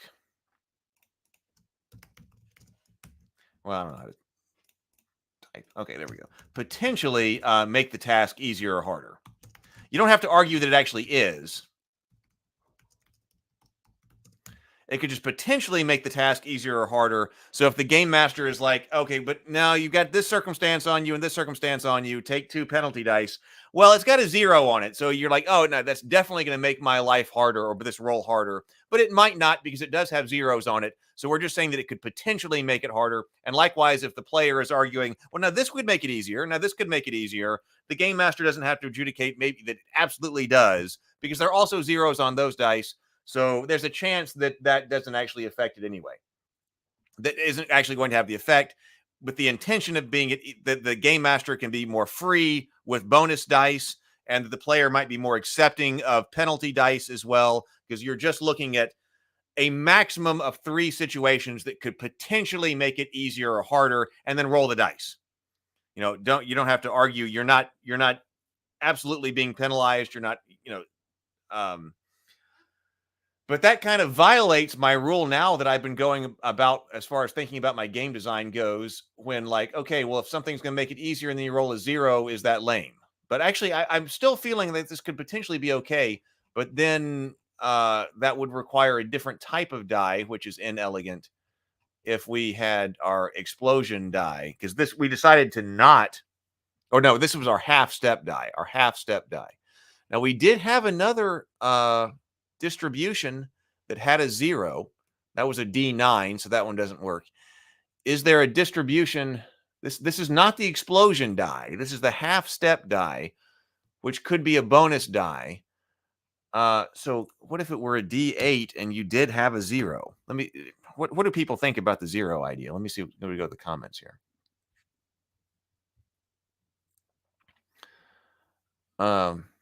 You're right. It's similar to advantage and disadvantage canceling each other out. Right.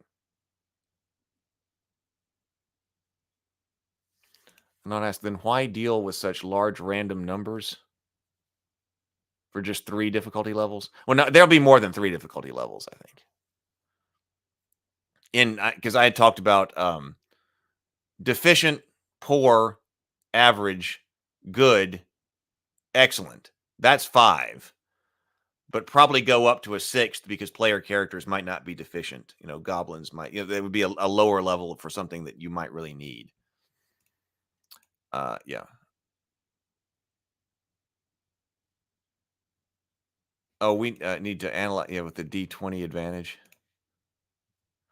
Complex mechanics can appeal to players with simulationist leanings, though. And that's the way I used to play. I mean, that's what appealed to me. And overly simple systems will frustrate them. I think there is no one size fits all.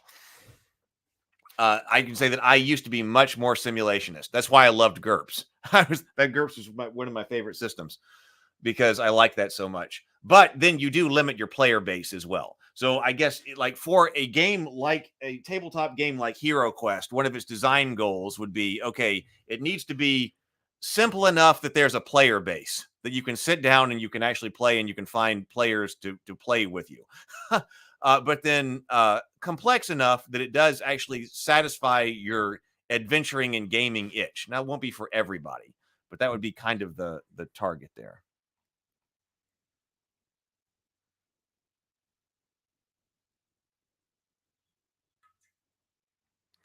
PH says, how about instead of adding dice, these things that give advantage or disadvantage don't let you move to a different die color? Then you solve that problem. Things get easier or harder. Oh, no, they just don't let you move. The die color would be a feature of your character, though, if I understand that.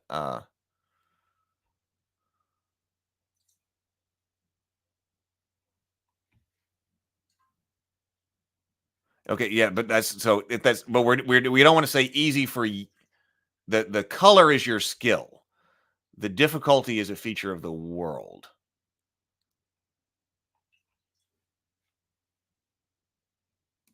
Okay, so we could, just if we wanted to have the 0, if the bonus die or the half step die was going to have the 0, but it was going to have a D8, like, is it even worth it on a D8?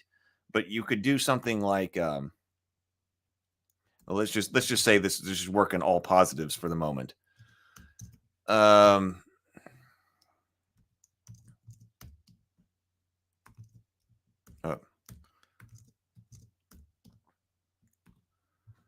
That would be 8. 1, 2, 6, 7, 8. Yeah, that would be 8 faces. So you'd only go to 4.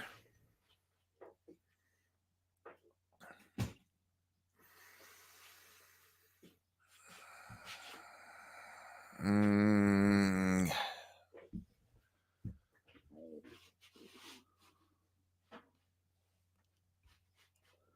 then you would have the reverse of that for a penalty die. I'm going to have to think about that.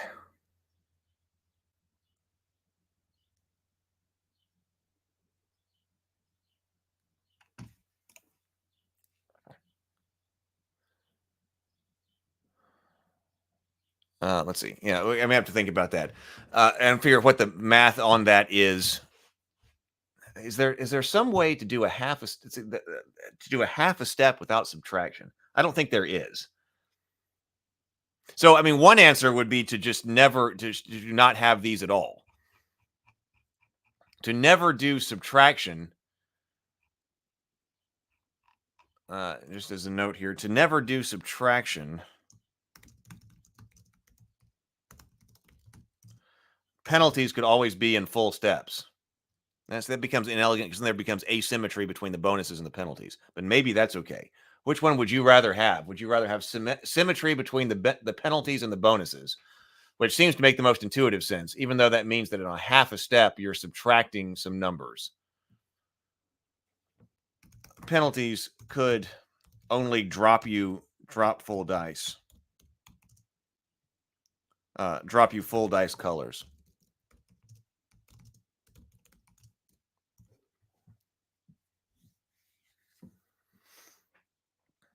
Well, anyway, let's. I was going to say something about binary versus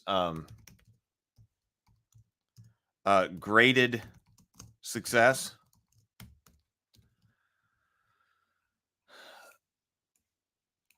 So anyway, I think we're forming up on something there, but there's a few things to think about when we're doing bonuses and penalties, and also weapons. How does a weapon help you? The color is the characters, the difficulty is the task. I got it. But the obstacles and advantages you get may change your die color instead of giving you a different die. Right? Yes. Right. Yes. So that's one way that you could do it. Yes. So that would be probably the simplest and most elegant way. The issue there, and maybe it's not an issue. Maybe it's not an issue. It's just that the color D20s definitely ratchet up a lot. I intentionally designed this so I think you're going to feel the increase and decrease in a D20. If you want something a bit finer grade, then the half step is what I was trying to think of. But okay, so the thing that I was thinking about last, and we'll go here in a little while. I'm going to go. I got to get ready because I'm going to go see Dune 2. Binary versus graded success. This seems to be setting up. Let's see. Binary success is easy to adjudicate.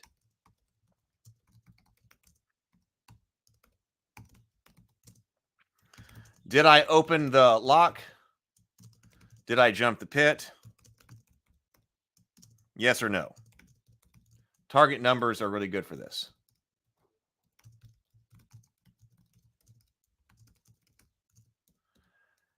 People tend to like them less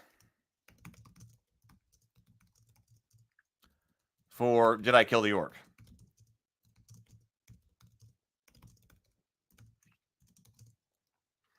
Yes or no? Now, you could totally do a system like that. Did I kill the orc? Yes or no? But for that, we tend to like graded success. We've talked about this before. You partially killed the orc.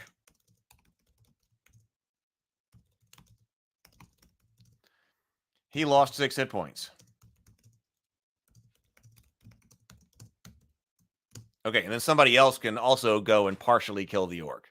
But these are different ways of adjudicating success. And the die, if there is explosion on the dice,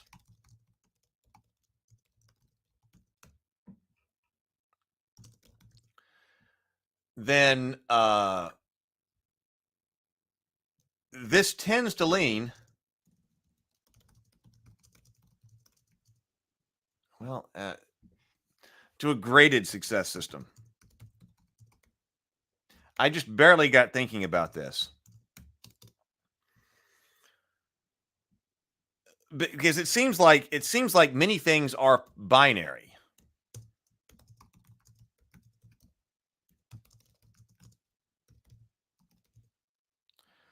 But they might not have to be. But it does seem like going binary simplifies game things. So that might be the way that we go. But I was thinking about this, but for example, the index card RPG says picking the lock is graded.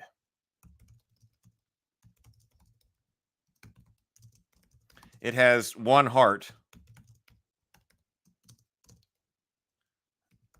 10 hit points.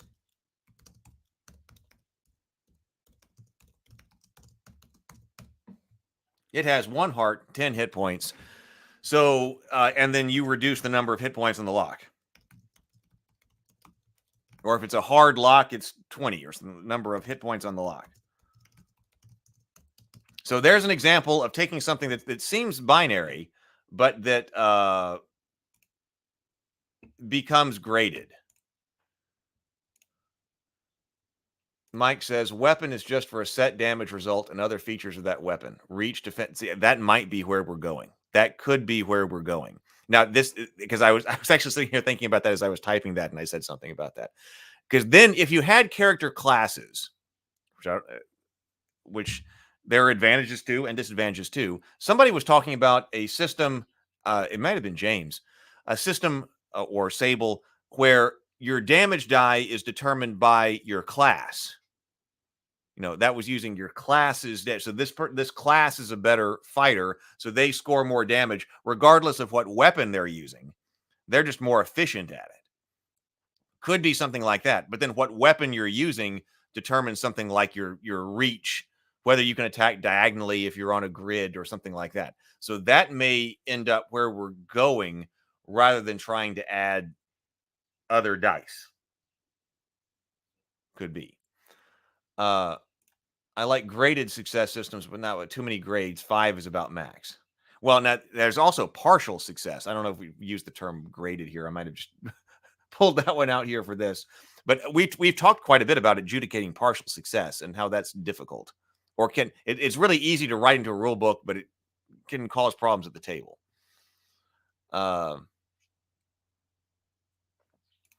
Every X amount over or under target number adds or removes something. So if something rolls 5 under target number, they do less damage rather than just doing nothing. Great success, standard success with cons. See, I like something kind of like that. I mean, that could be the kind of thing that we're going for. It's got to be easy to determine. I rolled an X. Look at this. I rolled an X. What's my level of success? If we have success, I'm going to make note of that. If we have success levels, they need to be really easy to determine.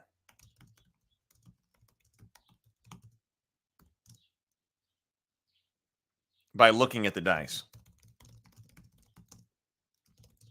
No major calculations.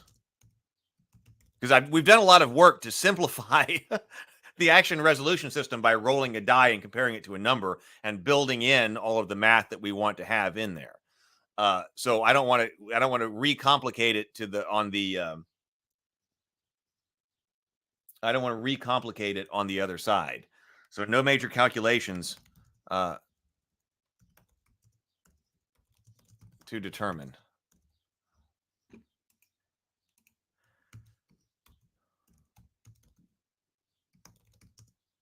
To determine type of success.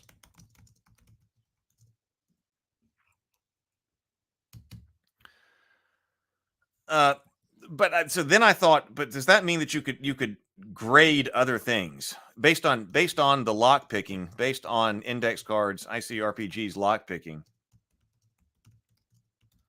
Could you do graded success for other things? And since I always use the pit as a binary, and I have not thought about this in any great detail, this is basically where I got to in my mind. I hadn't even written this down, like the pit. You know, you can say you either jump the pit or you don't. If you don't jump the pit, then you're in the pit and you take damage. Okay, that would be a binary way. Otherwise, you're over the pit. A graded way of doing the pit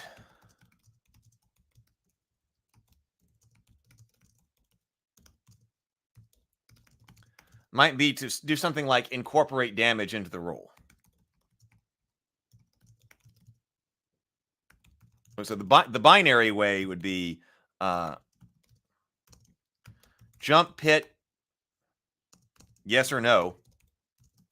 If no, in pit, and take 2 damage or whatever, you know.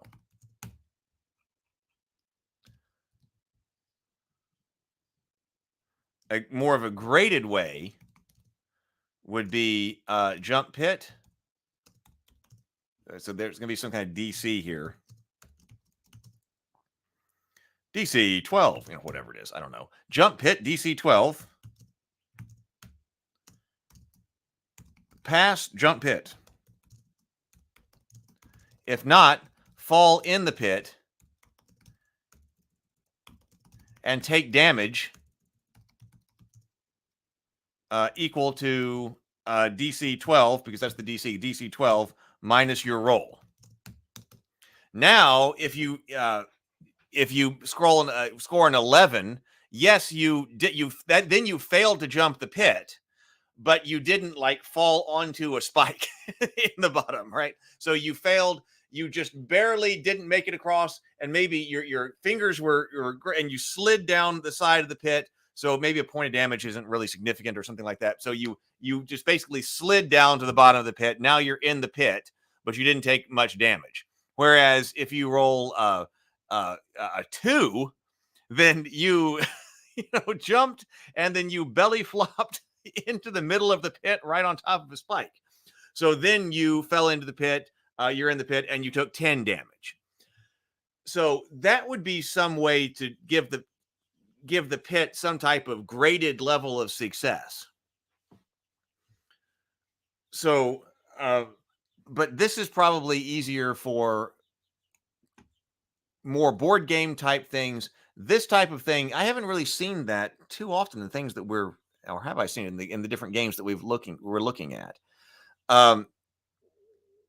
But you'd have to be sure that you could come up with some type of graded success way for all the rolls. And I'm just not sure. But I'm in favor of the unified action resolution mechanic. So if there's some way that all actions were resolved in a certain way, I think that would be better. Let me see what people are saying. Die class is a great idea. Not mine, though. That was okay. So it was somebody else here. It may have been Sable. The platonic ideal of a system has a one-to-one correspondence with the result with no math. Don't know if it's achievable.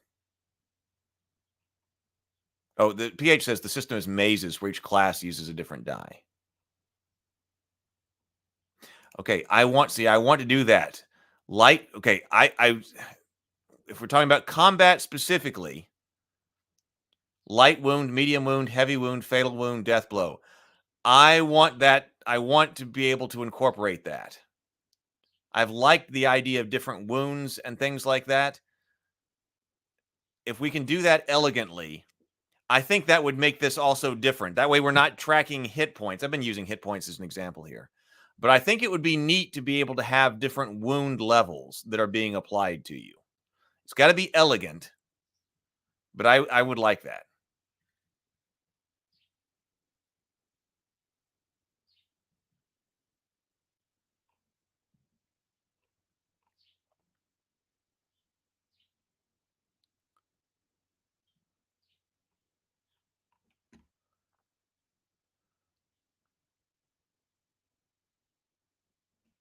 Yeah, Michael says, I just want to make it clear that a minimum amount of math is optimal. No math at all causes too much randomness compared to some bonuses or adding multiple dice. And we're controlling that a little bit by saying, okay, you can roll just roll one die, but the distribution is added into the die, so you don't have to do that at the table. That's what we're doing it here for. We're thinking about all the math right here.